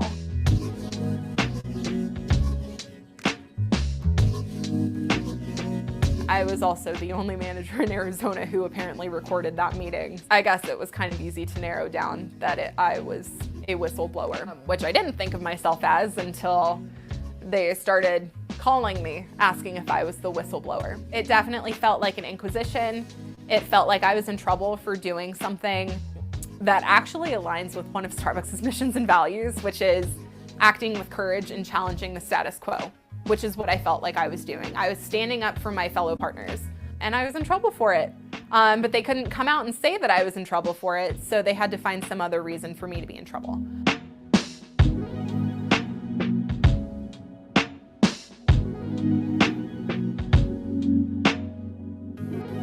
I went home and put in my resignation because this company clearly did not care about me. My district manager called me and was like, hey, I know you put in your notice.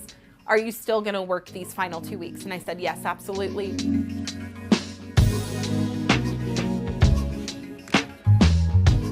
And then she called me at like 9 o'clock and told me, I talked to corporate and our policy is that if there's an open investigation against you and you put in your notice, we are to terminate you immediately. So effective 11/14, you have been separated from Starbucks.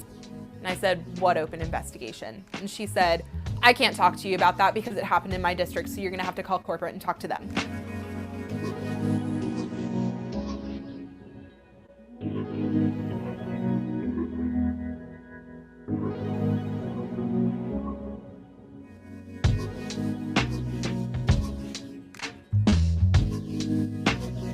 So when I learned that she was terminated, I was pissed off. I feel rightfully so. And we didn't know why. I mean, the partners that were around us and the shift team believed that it was because of her cancer. It really brought a lot of our shift supervisors together, and we started talking about like an action plan. Like, what can we do? What can we, think of that would actually help us? And the one thing that actually helped us was reaching out to Buffalo, because we felt like having a support network is what we really needed. And we were talking about it. We were discussing it. After shift meetings, we were talking about unionizing.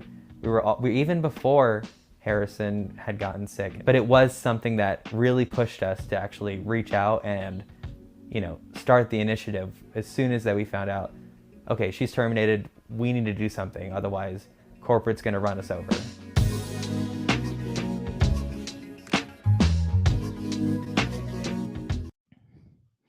So, brazenly illegal stuff from Starbucks there, you guys. Like, blatant.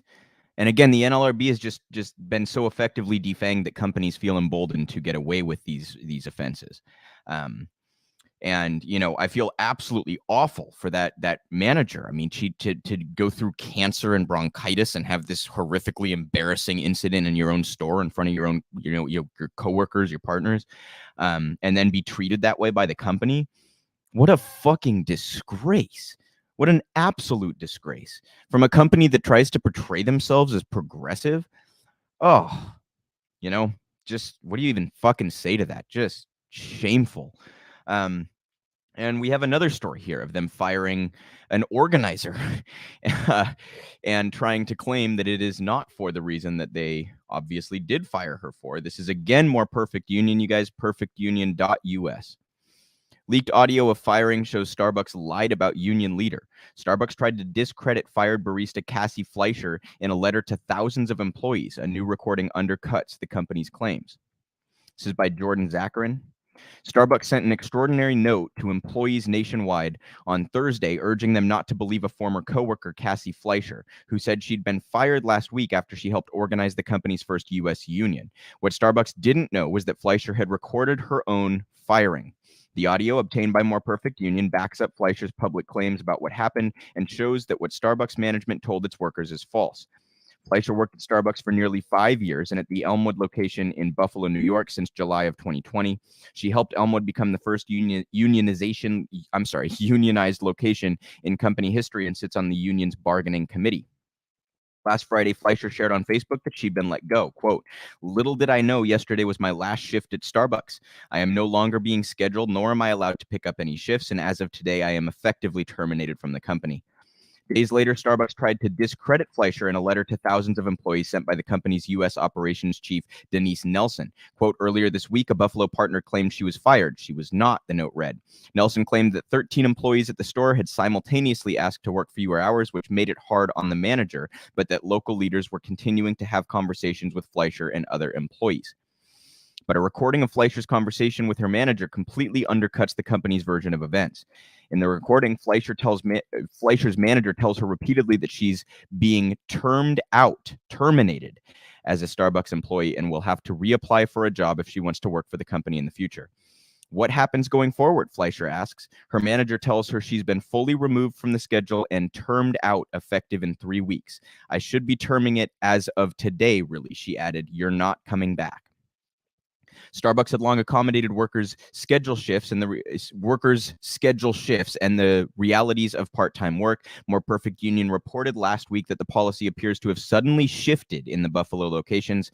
The manager's explanation seems to confirm that changes have been very recently made. She also acknowledges that Fleischer's situation was triggered by a cutback in hours made available to her.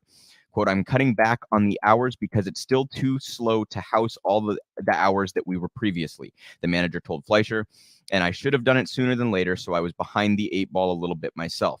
There's your shift and a couple other people that really, with the hours, I don't have quite the availability." She reiterates later, "I can't even give you all those hours to begin with that you want." Fleischer had typically worked between 37 and 39 hours per week until the run-up to the union election. Management then flooded the store with new hires in a union-busting attempt and cut her hours to between 29 and 31 per week. The loss of pay forced her to search for a second job, and in early February, she informed her manager that she'd obtained one. She asked to reduce her hours to 15 per week while offering to provide extra availability when necessary.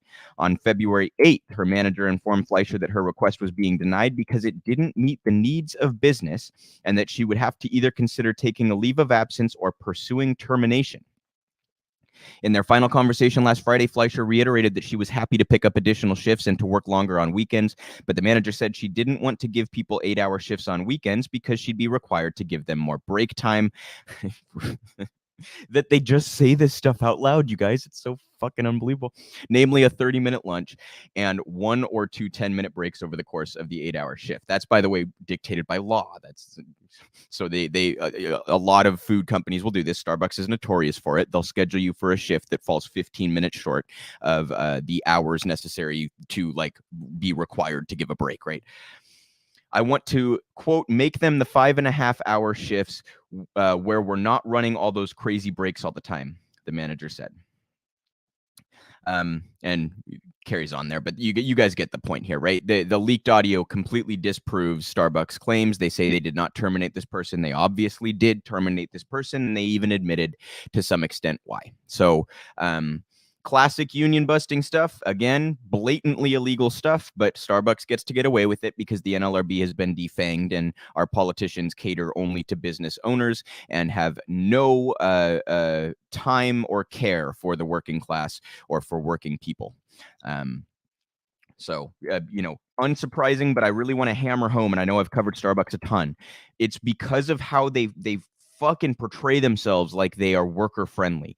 I am from the Seattle area, which is the where Starbucks is founded and where their headquarters is located. I've driven by the headquarters a number of times. It's just south of the stadiums in Seattle with the big building and the big Starbucks logo and all that shit. And they try to portray themselves as though they are, a good company, the good company.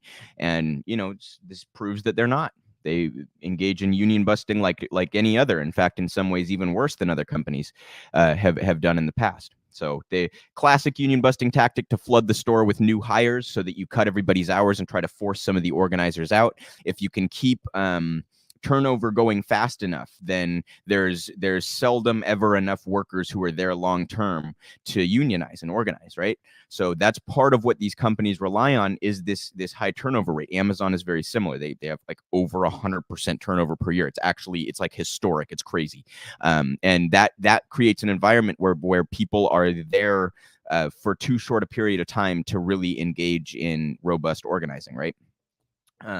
So again, you guys, shame on Starbucks, and huge ups to More Perfect Union for bringing this to the forefront. I really do think that they are responsible for creating this catalyst, or at least they are one of a seldom few that are responsible for creating this catalyst and bringing this to light. I think there are a lot of people in this country who did not quite realize the extent to which companies engage in union busting and the extent to which it is essentially allowed.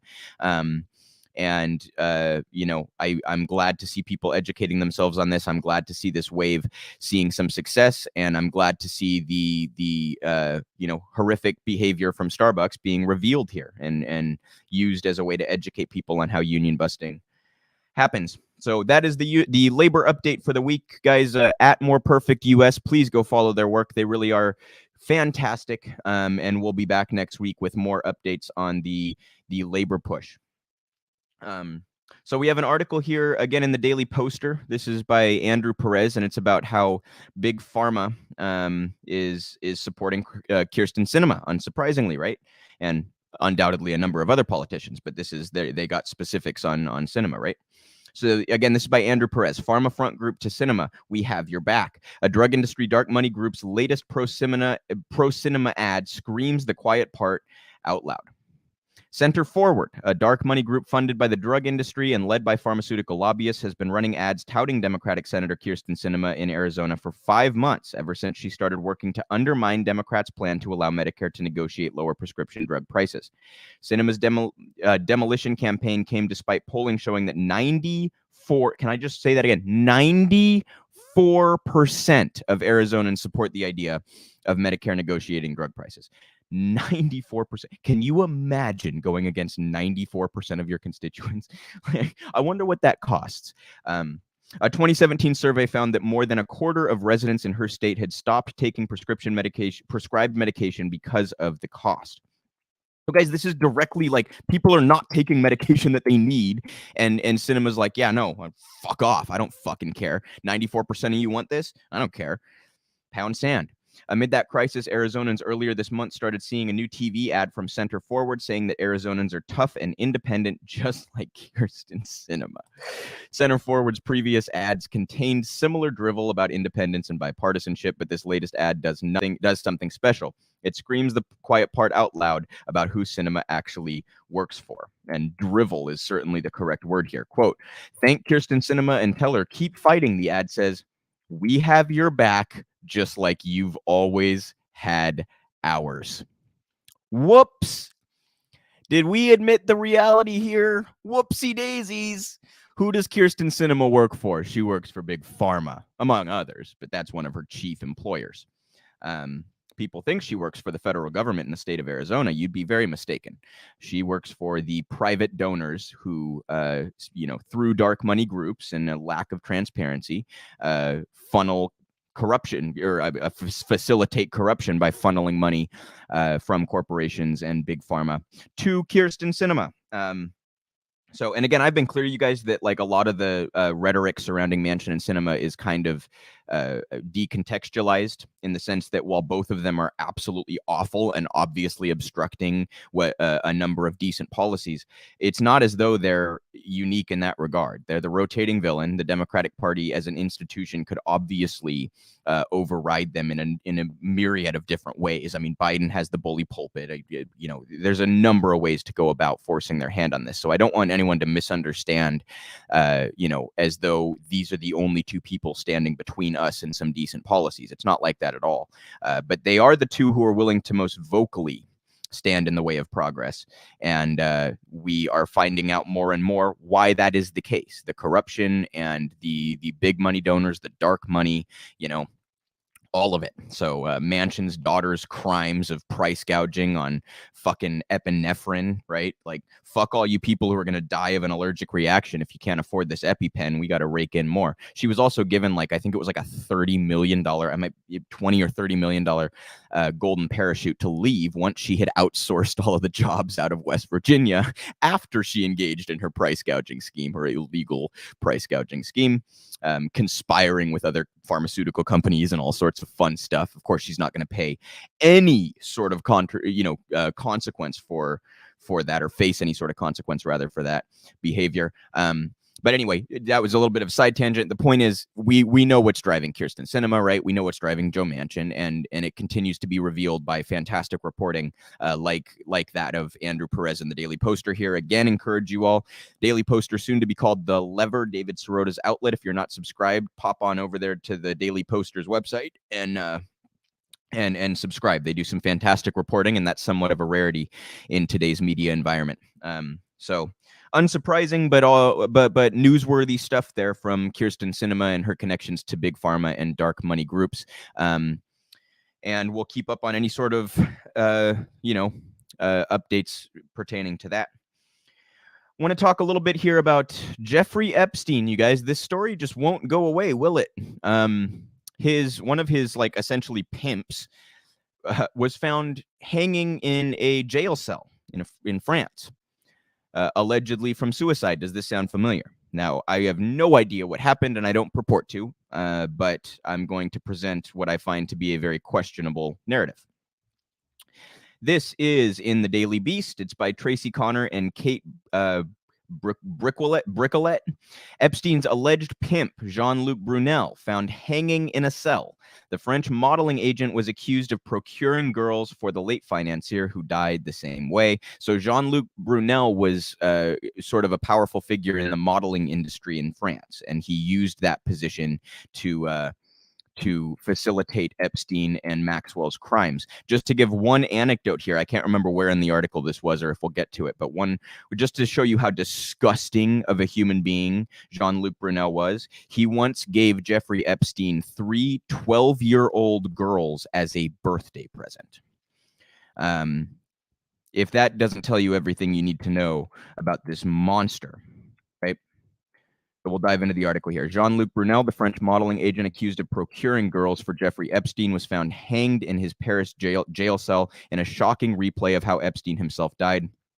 The 76-year-old was found during a nighttime check by guards at La Santé early Saturday, officials told Le Monde. His attorneys told the paper that the apparent suicide, quote, was not driven by guilt, but by a deep sense of injustice. What a nauseating quote there. Epstein and Brunel accuser Virginia Roberts-Gouffret said it was unfortunate that the Frenchman would not face trial. Quote, the suicide of Jean-Luc Brunel, who abused me and countless girls and women, ends another chapter. I am disappointed that I was not able to face him in a final trial and hold him accountable for his actions, but gratified that I was able to face him in person in Paris to keep him in prison, she said. Brad Edwards, who has represented Roberts-Gouffret, said he believes the Frenchman took his life because he knew his fate was sealed. Quote, he and Epstein made it only as long as there was hope of getting out, Edwards told the Daily Beast. Quote, Virginia's testimony in France was a major factor in Jean-Luc being jailed. Her recent settlement with Prince Andrew solidified her as a highly credible person, so it cannot be a surprise that he took the same cowardly path as his old pal to avoid true accountability. I feel bad for his many victims, but this does not have much impact at all on our investigation, which continues to strengthen. Brunel, who founded Karen Models and MC2 Model Management, started being investigated by French prosecutors in August of 2019. He was arrested in December 2020 while attempting to board a flight to Dakar in Senegal. At the time, prosecutor Remy Heitz said in a statement that Brunel, quote, is suspected of having committed acts of rape, sexual assault, and sexual harassment on various minor or major victims, and of having in particular organized the transport and accommodation of young girls or young women on behalf of Jeffrey Epstein. Okay, so You heard their Gouffre's attorney sort of framing it like these are both suicides. Again, you guys, I don't purport to know, but I have some serious questions, especially about the Epstein situation. And we know a little bit more there, right? Where we had the report that there were bones broken in his neck that are more indicative of strangulation than of hanging. We have the guards having fallen asleep when he was supposed to be on suicide watch. There's some circumstantial evidence in the Epstein case that really does point to the suicide being a false narrative. In this case, it does seem more plausible to me that Brunel committed suicide, and part of that is because while there are not cameras directly on the jail cell in France, they believe in this whole thing called like human rights, unlike in the United States jails. But there is a camera on the hallway to his cell. And according to the French authorities, you guys, again, I'm just I'm just giving the what the line is, right? According to the French authorities, the reason they deemed it a suicide is because that camera showed nobody coming or going from his cell. So, believe what you will on this stuff, but I thought the story was worth reporting. And it's always unfortunate when someone who may have been forced to provide some transparency through the legal system is no longer going to do so. He was a monster of a human being, very obviously, and deserved to rot in prison for the rest of his life, in my view, as did Epstein and as does Maxwell. But I do wish that some of the other powerful people who were implicated in this series of, horrific crimes would be held to some sort of accountability. And it's looking less and less likely that that will occur, even in the form of public transparency.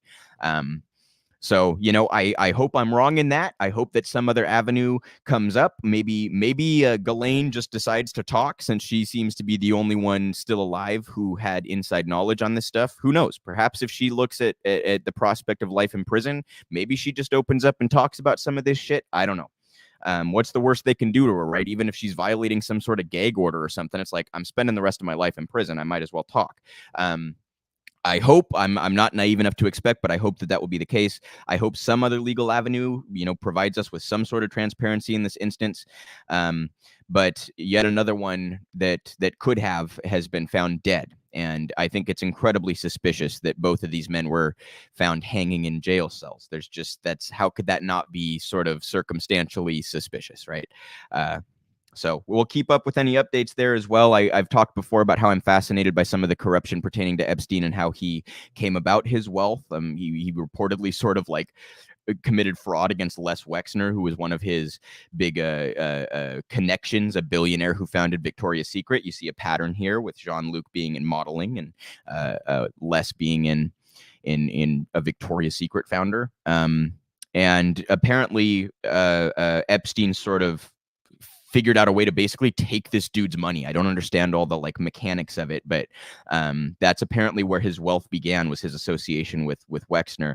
And from there, I think his connections to powerful people, his connections to the royal family and ex-presidents and high-ranking members of Congress and people that are influential in Hollywood and in pop culture and stuff like that. I think that kind of influence garners you a certain level of access to the powerful, right? And access to the wealthy that inundated him from any accountability to the point that he was actually arrested a few years ago. So I'm fascinated by this story on a number of levels, and we will continue to bring you any updates that are relevant. But unfortunately, yet another avenue of transparency or possible transparency has been shut. So I want to talk about the situation in Portland, where some of you, I'm sure, followed the shooting, or the attack rather, on protesters in Portland. This is an article in The Intercept that goes into the police response. They further victimized the victims, which I'm sure doesn't sound at all like police to much of my audience, right? This is by Robert Mackey, again in The Intercept. Survivors of a deadly attack on a Portland protest were victimized twice, first by the gunman, then by the police. Victims of a right-wing gunman shooting spree in Portland said it was unprovoked. Why did the police make the attack sound like a shootout? Prosecutors in Portland, Oregon charged a right-wing gunman with murder on Tuesday, 3 days after he opened fire on a group of unarmed women who were directing traffic along the route of a protest march against police violence. The gunman, Benjamin Smith, 43, killed a 60-year-old woman and wounded 3 other women, as well as a male protest medic who responded to their calls for help before a volunteer security guard for the protest ended the rampage by shooting the attacker in the hip. When Portland police officers arrived at the scene of the rampage, however, they were skeptical of the testimony from the victims and other witnesses that the attack had been unprovoked, and they arrested the volunteer security guard after he reportedly described his role and surrendered his semi-automatic pistol. The next day, the Portland Police Bureau outraged survivors of the attack and their allies in the racial justice community by issuing a press release that wrongly stated that the incident had started with a confrontation between an armed homeowner and armed protesters. The police also claimed that a lack of cooperation from protesters who witnessed or recorded the shootings meant that investigators are trying to put this puzzle together without having all the pieces. Guys, look at the framing here. For fucking Christ's sake. It is so explicit and out in the open. It is so mask off. The differences in how they treat right-wing protesters and how they treat protesters who are protesting their brutality. They immediately distrust these people. Immediately, when they themselves are the ones who should be immediately distrusted. And then they come in and escalate the situation like they fucking always do. And of course, they don't believe this dude who actually shot the guy in the hip, but they believed Rittenhouse, didn't they? You guys see how this compares? You see the automatic reflexive assumption from police departments as it pertains to left-wing protesters. Just just all too obvious sort of stuff. And it reminds me a lot of the I've read a lot of threads from Alec Karakatsanis about how the press manufactures consent for police violence in this and for caging people that don't deserve to be caged. And it just reminds me of a lot of that stuff and how incredibly obvious this is to anybody who's paying any attention. Unfortunately, they are quite good at the implicit implications. So if you're not paying close enough attention, and if you're just trusting blindly the New York Times or the LA Times or what have you, you're going to get a portrayal of police that is grossly inaccurate. Grossly inaccurate. They play stenographer for police in the same way that the press plays stenographer for the State Department and the Pentagon. And for the CIA and all of it. So Portland PD has been really particularly bad on a lot of this stuff. They're one of the departments that very much misresponds to protesters and has been in the news quite a bit in the last couple of years for it. And here they are once again demonstrating, how even if you take them at their word on their intentions and what they mean to do as a department, as an institution, even if you take them at their word, which I don't, they've displayed how incredibly incompetent they are at their jobs. What percentage of rapes are solved, you guys? And we know that police put little effort into these cases. We know how many times rapists have been let off because of either police misconduct or just out and out decisions made by police not to go forward. They're just all fucking sorts of stories that demonstrate how bad police are at actually dealing with violent crime, which is their one claim to being necessary. Their one claim to being worth a damn thing is we combat violent crime. Well, as Alec points out, they put like 3% of their resources into violent crime. They don't care about violent crime. They care about maintaining their power and ensuring they don't get their budget cut. They care about, how many PR people police departments have? Again, go look into Alec Karakatsanis, @Equality Alec on Twitter. He talks about this all the time, thread after thread after thread. Police pour probably as much into public relations as they do into solving violent crime. Just look at what their priorities are, right?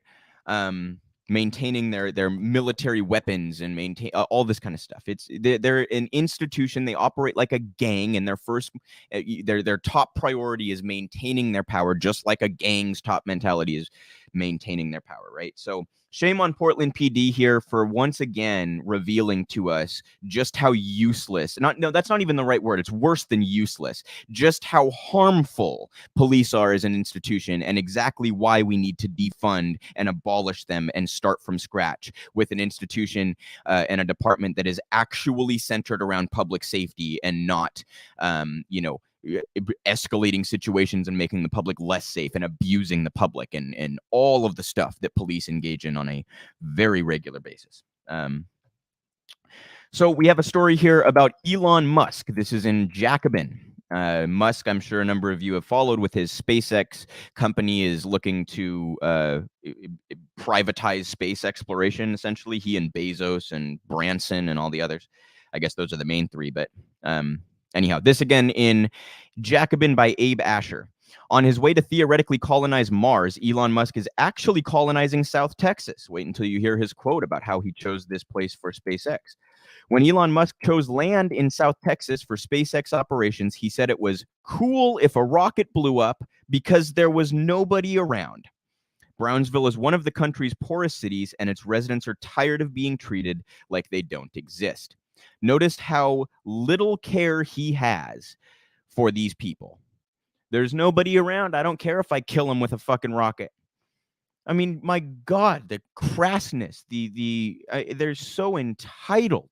It's and Elon tries to portray himself as like, I'm trying to further humanity and fight for humanity. And oh my God. Elon Musk has for years been telling anyone who will hear him, and plenty who would prefer not to, that he intends to colonize Mars. On a podcast earlier this week, Musk said that his SpaceX ships would start transporting people to Mars within 10 years. The best case scenario, he said, was a mere 5 years. Musk says that he is intent on colonizing Mars because a multiplanetary existence is the only hope for humanity after we render Earth uninhabitable. It's supposed to say inhabitable. Inhabitable. And guys, just take note here. Musk is like, listen, instead of saying we should address capitalism in order to save the fucking planet, which we know we can survive on, he's more willing to go try to colonize Mars. Who knows if that's even plausible, or to what degree it's plausible, how many people could actually exist in such a who knows? We don't know. What we do know is Earth is habitable if we actually respond and save the fucking planet. But because Elon, is a fucking, the wealthiest man in the world, 100 billionaire, he's not going to want to dismantle the very system that has provided him his wealth. So see through their rhetoric and look for their true intentions in this stuff, you guys. I know my audience largely understands this, but I feel the need to say it.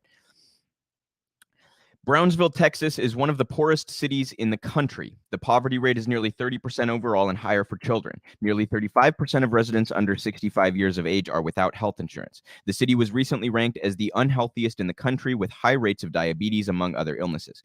Internet connectivity is a problem. The border militarization of the area following the attacks of September 11th hamstrung the economy and city shares, with Matamoros, its sister city in Mexico.